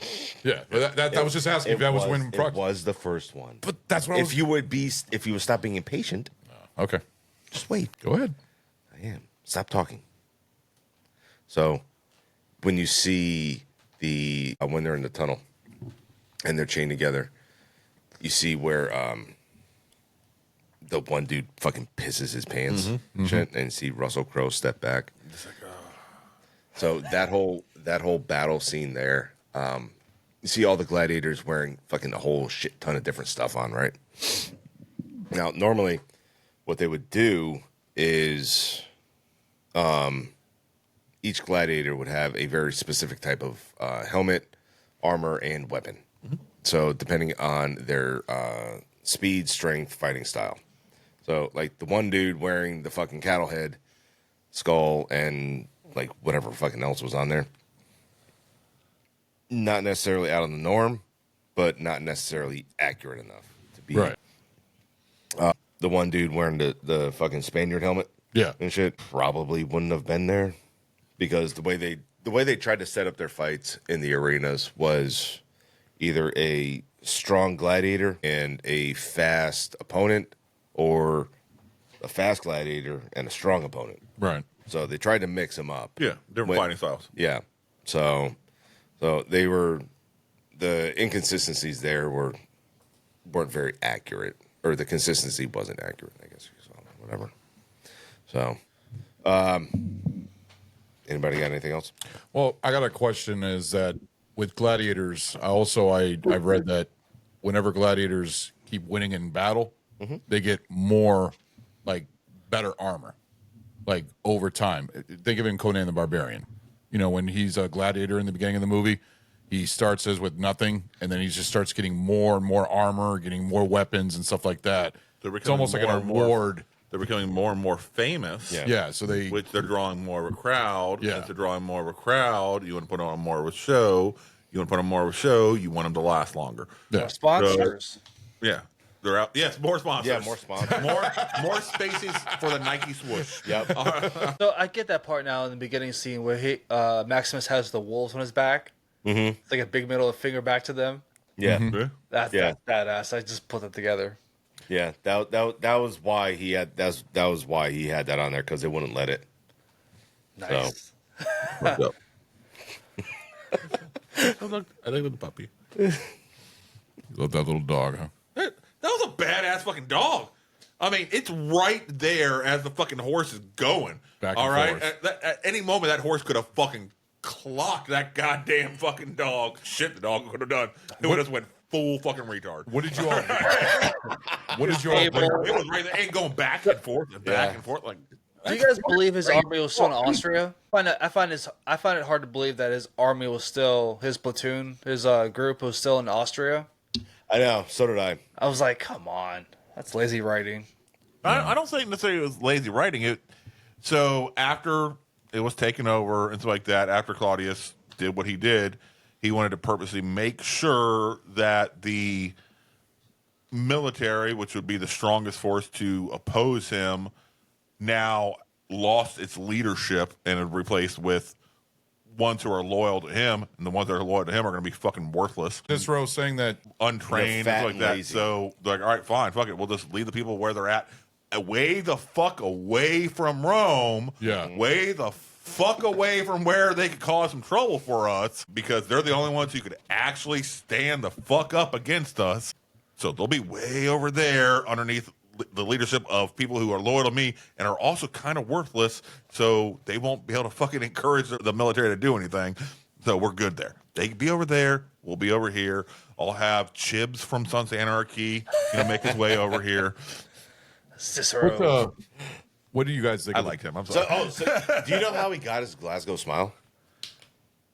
I used to. I ain't gonna lie. I forgot. Yeah. I used to. So he was actually fucking at a bar, and altercation happened. Dude fucking pulled out a blade, and there's a reason it's called the Glasgow smile, because it happened there. But he literally took fucking blade and sliced his fucking cheeks for it. Oh shit. Yeah.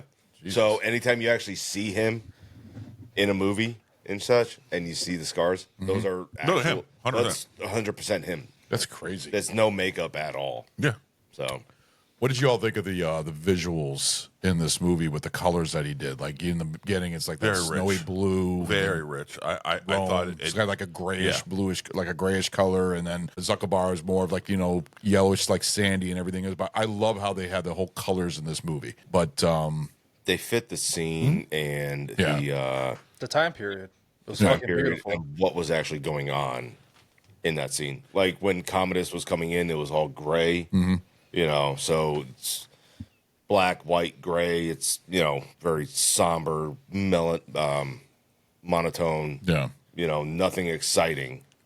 And even the senators up on the stage, or Yeah. up on the on top, they're not excited to have him there. yeah, people want to shit on Commodus, but I'm thinking about the beginning. So dad sends for him an assist. They spend a few weeks, just fucking riding out there. The second they get to there, they're like, where's my dad? He's on the front line. Okay, cool. I'm fucking gone. I'm going to the fucking front line. I mean, that isn't him being like a coward or anything like that. He had no idea the battle was going to be over by the time he showed up. He was like, I'm fucking going. I'm going to fucking go hard. All right. Yeah, but it's the way that he came up there. It's like, oh, daddy. Yeah, Is it no, over already? Blah, blah, blah, blah, blah. Okay, no, 'cause Let me he- suck on your teeth some more. They're like, he's been on the front lines. We haven't seen him for fucking 13 days. We don't know what the fuck's going on. He's like, fucking bet, gone. All right, I will fucking go throw down. all right, ready to go. He had that adrenaline He dump wasn't going ready on. to go throw down. I think he was. I don't think he was. I think he was. He was immediately. He didn't have to be fucking talked into or make a big show about it. He's like, bye, kisses. All right, gone. All right. He would have threw down, but he probably would have died. Yeah, he had no idea. Yeah, which would have solved the whole fucking movie in the first place. But either way, he was ready. All right. He was riding up there. And it wasn't his fault the battle was fucking done. All right. If his dad wanted him fucking there sooner, his dad would have fucking sent for him sooner. Do you think this But he movie could have showed up if he wanted to. But we don't know. His dad said, you guys stay here, take care of shit back here. All right, I'm gonna go take care of shit over here. Oh, they weren't taking care of shit. He wasn't taking care of shit. I'm sure he had, but I'm sure like the regular day to day shit. He's like, all right, you're my voice or whatever. You fucking handle the fucking light work. I mean, his dad those two actually co-served for 3 years before Commodus actually took over fully. Yeah, so there you go. So it was like, you do the light work, I'll do the big boy shit. All right, you figure out what statues we decorate the fucking Coliseum. He was in charge of decorations. Yeah. I can see that with him though. But he didn't take him fucking seriously, so he left him back there. But then Dad calls him. He's like, all right, cool, bet, let's roll. I guarantee you, fucking Lucilla would have done a fuck ton better job of Decorating. Fuck yeah. leading anything. Yes. Do you think she could have led me? Absolutely. Do you think this would have been good as a long form storytelling instead of a movie? Yeah. Great as a movie. Great as a movie, but it could have definitely done, a multi-season arc show. Yeah. And been amazing. Yeah. Especially with any sort of budget behind it. It could have really turned into something epic. But you did kind of have that though. Yeah, Spartacus. With Spartacus and some of it with Rome. Yeah. So you did have it. It just wasn't in. It wasn't the same story. It just wasn't in this.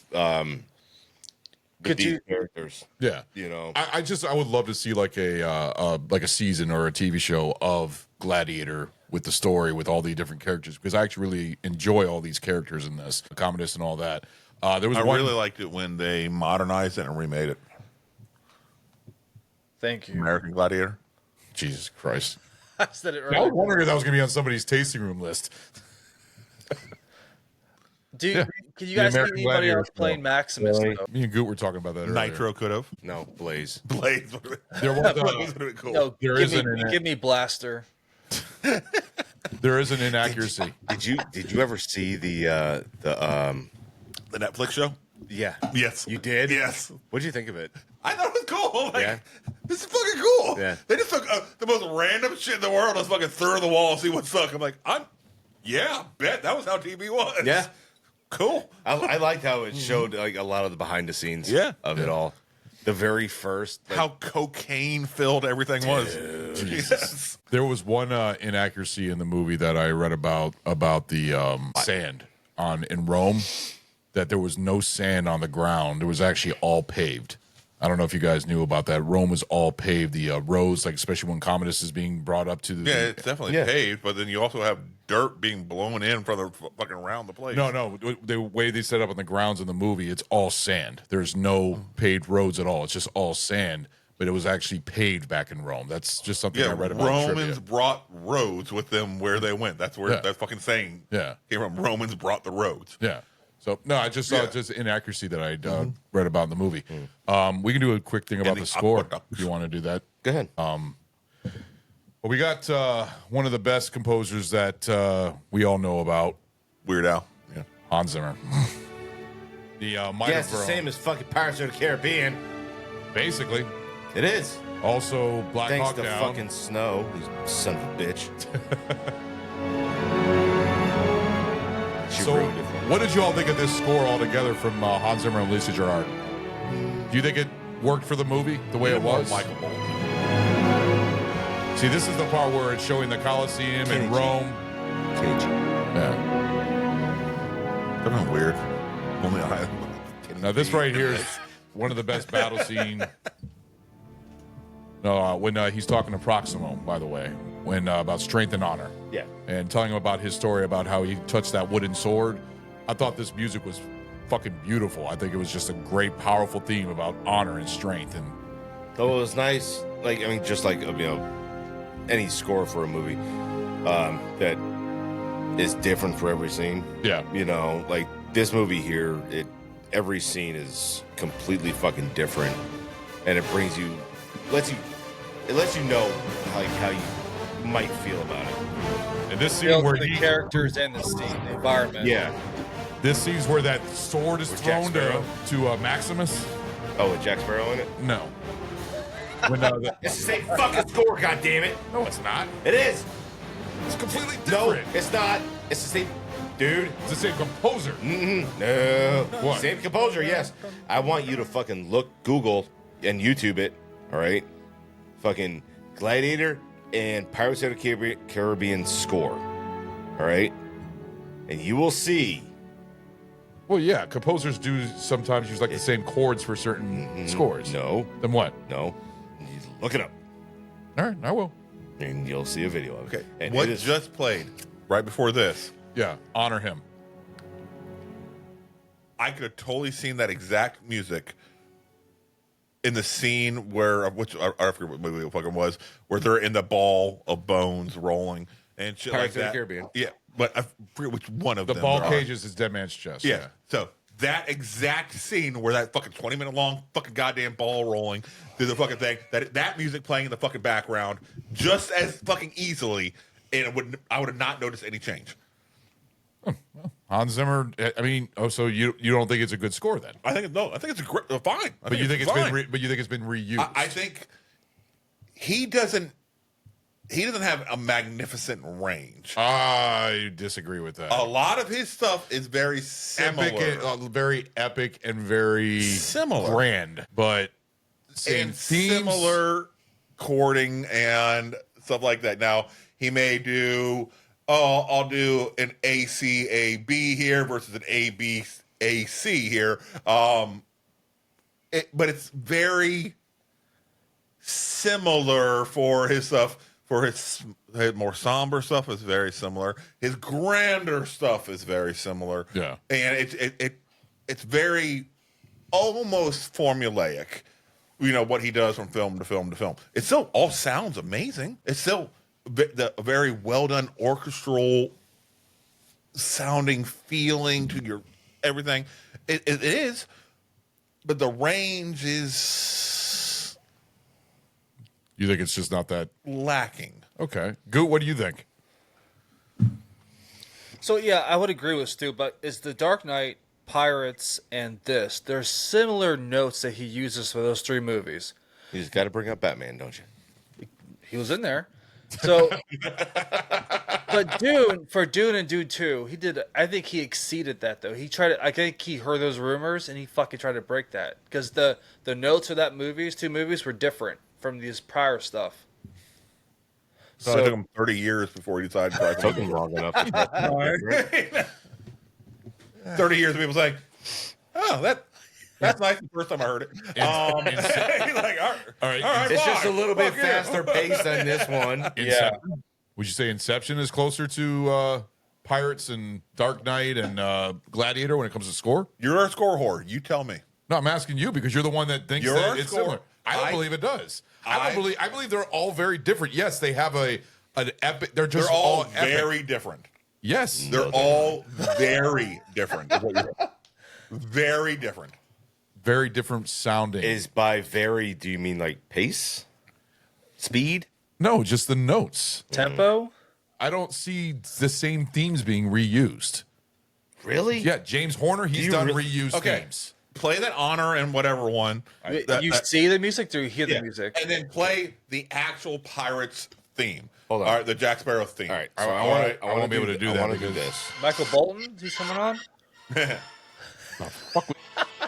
Commercial.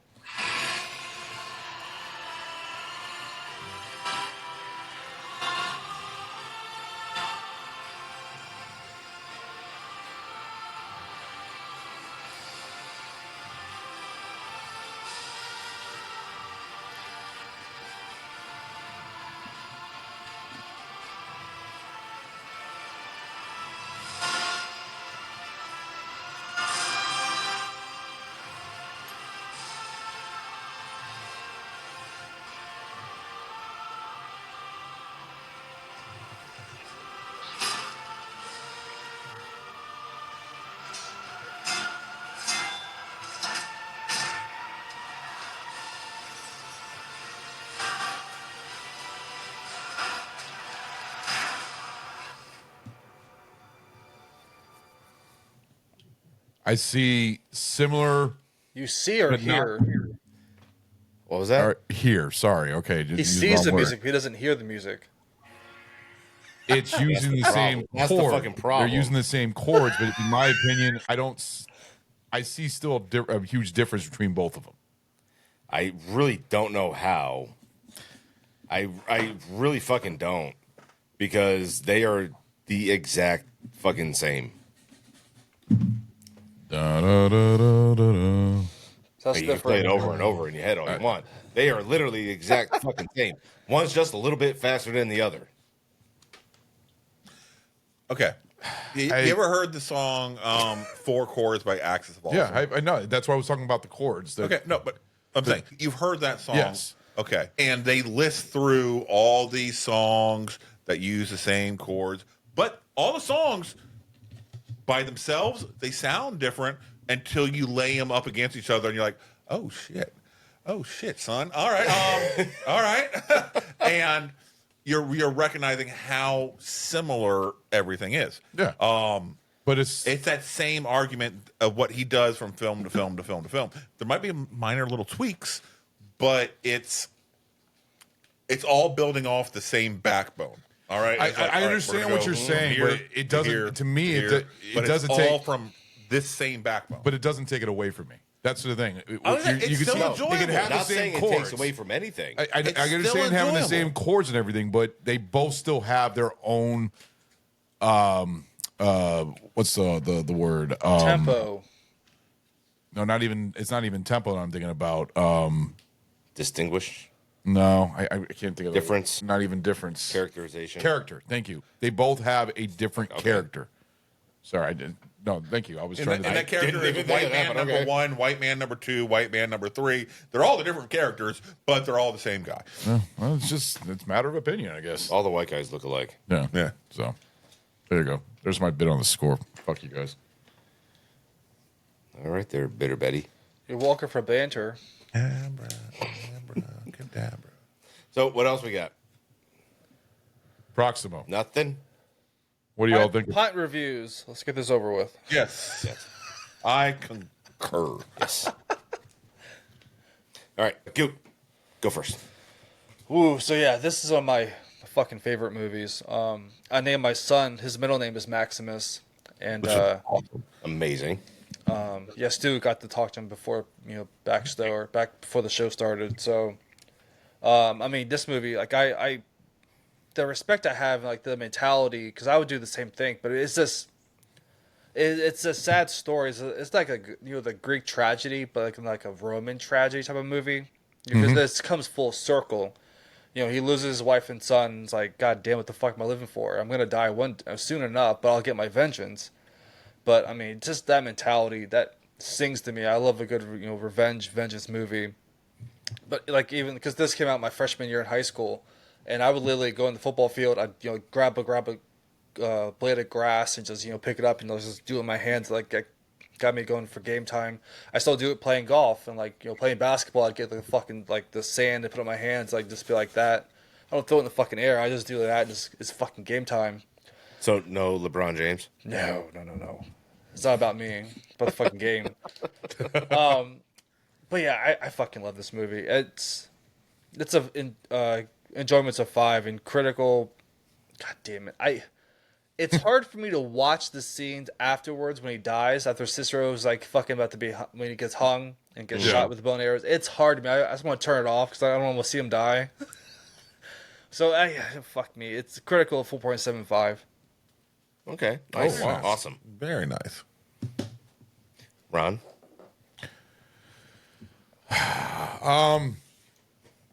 This is hard because I'm trying to figure out how I'm going to do this. I think this movie is amazing. I think it's a great action, historical drama. It's a lot of genres. Russell Crowe has always been one of my favorite actors. He was in my top 5 directors when we did actors in a tasting room, and he nailed it with this role. I thought he did a great job for what he did, and then came with Master and Commander a couple years later.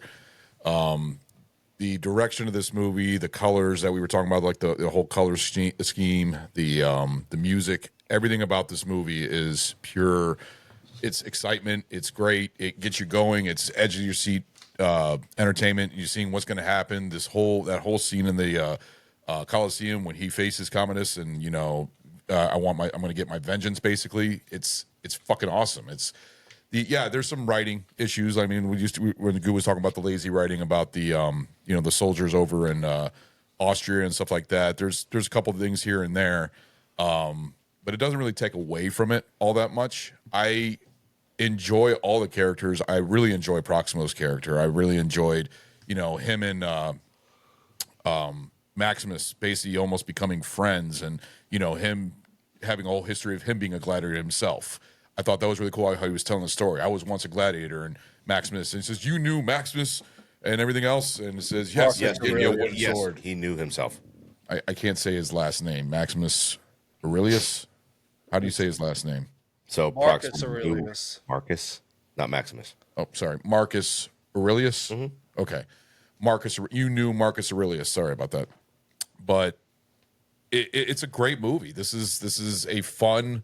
It opened the whole world for more sword and sandal epics, and I enjoy anything historical when it comes to movies. I love historical movies. They all are just fun to watch, and they're great entertainment. For enjoyment, I'm going to give this a 5. I will give this enjoyment for 5. For critical, like I said, there's just small imperfections in this movie that I can't give it a 5 for critical, but it's Like the score. huh? Like the what? Fuck.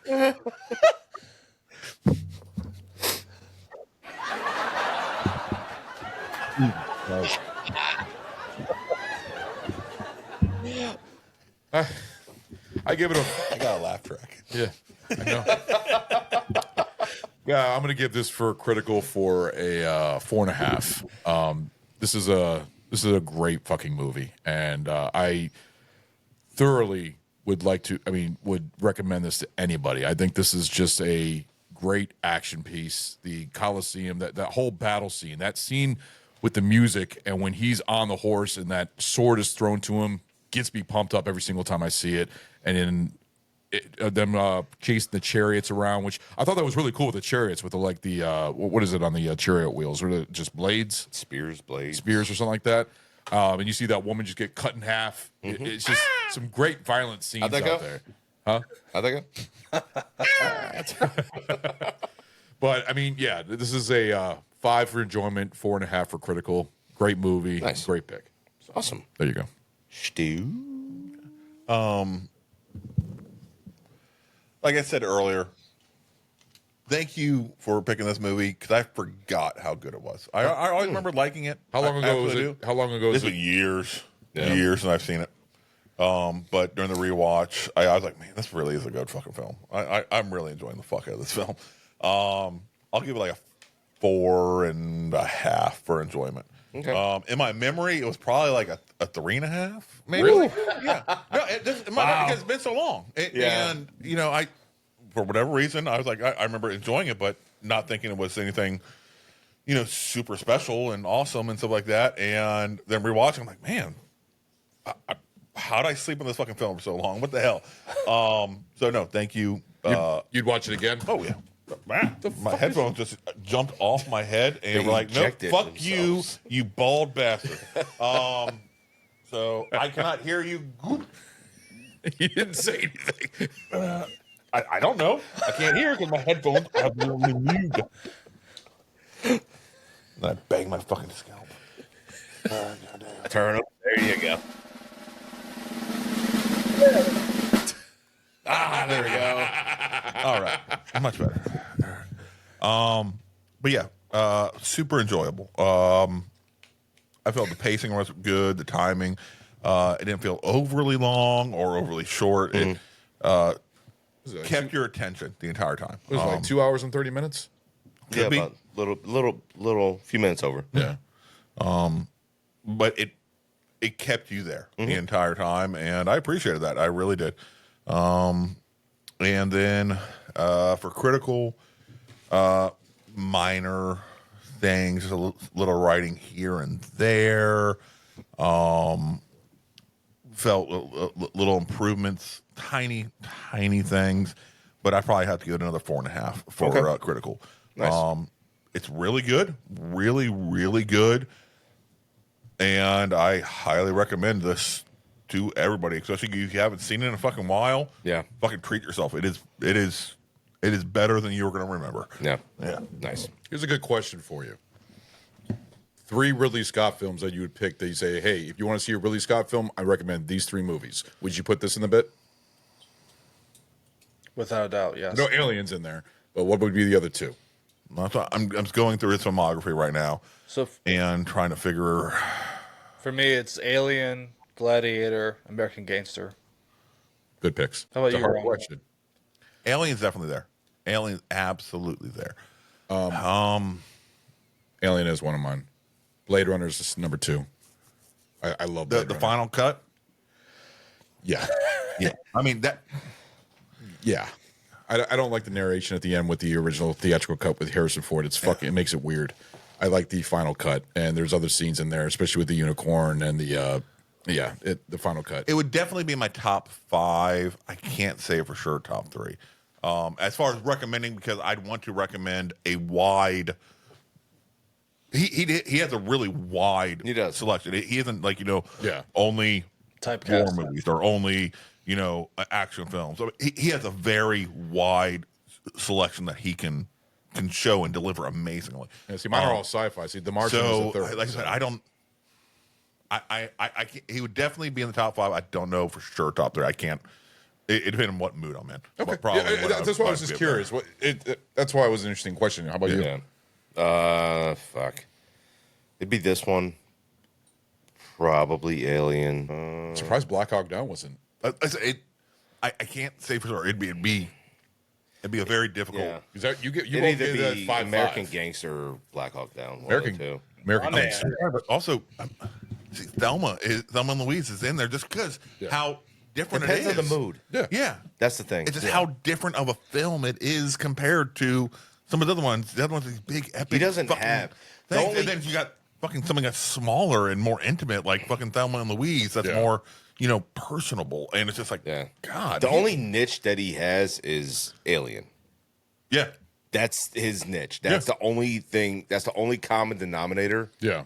Out of all of his films is that fucking series right there. No. Everything else is fucking off the spectrum because nothing matches up with what he did before. I mean, except for I would say Martian, Black Hawk Down, Gladiator, epic set pieces that just really draw you in. That may be the only common denominator. Yeah. But like they don't But have as far as story, anything related to yeah. the Okay. other Yeah. one. Yeah. You're 100% right You as know? far as storytelling. Yeah. But I'm just trying to figure out like a signature style, and it's hard to really hammer down a signature can't. style. He's with got so Ridley. many. That's the problem. Yeah. And You that's why can't with him. Yeah. Like you can do it with like Spielberg or Scorsese. Yeah. People like that. But with him, it's you can't. Okay. It's fucking weird. It's good. It's No, it really is amazing. very good. Yeah. But it's fucking weird that like you can't Yeah, he's like nail something down He's a hustler. aside from Alien. Do you feel like he's know? one of the top directors of our time? I feel like he is the most I would say successful, eclectic. Yes. largest range director. Now, is he the best in any one particular area? Not necessarily. No. But he is a beast of a jack of all trades. Yeah. Where 'Cause he he's done he can nail it Yeah. at top level performances in almost any genre. And he can deliver, some real heavy hitters. Oh yeah, because he's done every genre: yeah. comedy, sci-fi, historical. I mean, he's done just about every genre. out I there. think thriller. I think he's one of those real clutch players that you want on your team where Yeah.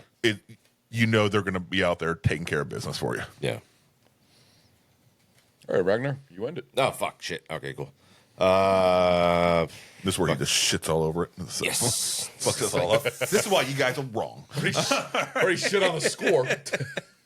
So this is why everybody's wrong about this film. No, enjoyment for this movie is a 5. Yeah. Even though knowing some of the glitches and the flaws in the film itself, it's still enjoyment is a 5. It's amazing. Actually doing the research on this kind of fucking brought numbers up on it, but the critical would be honestly like Gute 4 3/4 on it. The things that fucking knock it down for me, honestly, are I can't say the score because I can't say the score comparing it to fucking Pirates of the Caribbean because Pirates came out after this. So, like, if Pirates, So you can say it about Pirates, but you can't say it about Gladiator. That's basically. yeah, Yeah. I can. Yeah, I can understand that. That's Like, fair. they're the same. That's fair. That's fair. So, but like, there's a few scenes where fucking what's his name? Hold on. Where Hagen, when he dies, you see the front and back pieces of him pop when he gets shot with the arrows. Really? Yeah. Oh, I didn't notice that. Yeah, you see like 2 blocks immediately show up in the front and back of him That's crazy. in his shirt. Oh, just like the jeans. Yeah. The guy just the crew member. Stu, you ever seen that?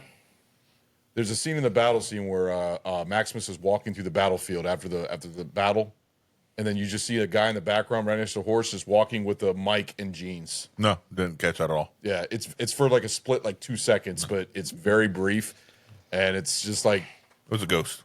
it's crazy. Ghost. Boy, he's out of time. That was one. The other one was Maximus dies, and you see Lucilla touch his face. He's still breathing. You see his eyes twitch and shit to her touch. Yeah, I see that a lot. Yeah. In movies. Oh, They're like I said, the things are very fucking little and minuscule. Yeah. For a movie that came out 24 years ago, but it still fucking holds up now, very very fucking easily. So, for me, enjoyment's a 5, critical's 4 3/4. Go ahead and fucking rewatch this and remind yourselves of like why you like this movie to begin with. And in November, go watch the second one and let's compare it. I would love to do that. We can do a hot take on that one. So- Because after seeing the trailer, I want to see it. Yeah. Although, Goot, you wanted to shit on it, didn't you? No, it's just being funny, dude. Like the amount of dislikes that movie, the trailer has gotten, like they're gonna The change music. so much to it. The music, like when I saw Denzel, like he stands out so much. I was laughing, I'm like, that's Frank, that's Red Lucas, you know? Yeah. And I was like, come on. I didn't like the rap music being played in a Gladiator movie. That bothered me. That's just the preview. I know, but it just like they could have done something more epic. Why are they gonna put rap music in there? Then it pissed me off having his armor up there, having his name there. I'm like, come on, he gets more honor than that. Yeah. So I'm like, I'm still gonna watch it, but I'm just like, he could do better. Yeah. It looks good. It looks good though. I mean, it does look like a great story. The rhinoceros scene covered in blood What? on the The what? What rhino scene. The rhino. Oh, okay. I'm correcting Republican myself. in name only. Rhinoceros. There you go. We're so proud of you. We do this in order for you to get better. I know. I don't want to get all. punished, which I haven't gotten punished tonight. No, it's crazy. Y'all want to take a spin of the wheel for a punishment since we haven't done one? No, I'm gonna go sleep. I'm good. Go ahead, you can. No, I'm good. Why did you have to think about that? Well, I was just wondering. Since He was doing the odds in his head. It's like, oh, what's going to be good? What's going to be bad? He was looking for at everybody. the dick. Yeah. He's like, oh, yeah, I'm worried I'm going to land on that. So You gotta land on the dick. most likely, that wouldn't be the first time for you. you're an ass. Fuck you. I'm an app. You're an owl. Fuck you. Yeah. Yeah, I didn't finish. I'm going to shut up now. You didn't finish. So, You motherfucker. So, anyways, I want to thank everyone for joining us for Thank you this so wonderful episode. Thank Yeah, you this- guys for this was fun. sticking around for it. Audience, let us know what you think. If you enjoyed the shit show, and stay tuned for what's next. After this one, I believe it's going to be. I The believe Blob, No, I think it's Fat going Man. Con Air. either probably Con Air. Yeah. Oh, And yeah, then yeah. Con There you Air, go. and then Pirates of the Caribbean after that. Arg, you butt To pirates. be real, yeah, feel trying to nothing. spread out the legacy episodes. I'd also make sure to subscribe to us on YouTube, please. Please hit that subscribe button. And Smash that ring-a-ling like button, our bitches. ding-a-ling. Ring-a-ling that ding-a-ling so well. Yeah, ring-a-ling and the ding-a-ling. You want to know when they come out, don't you? When we have new ones? Want to get notified? Anyways, guys, that's the end of our show. Thanks for joining us. Later.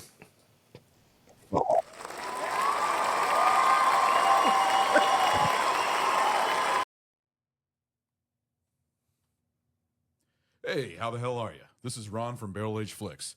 It would really do us a great favor if you hit that subscribe button at the bottom and also press like on our video. Thank you, guys.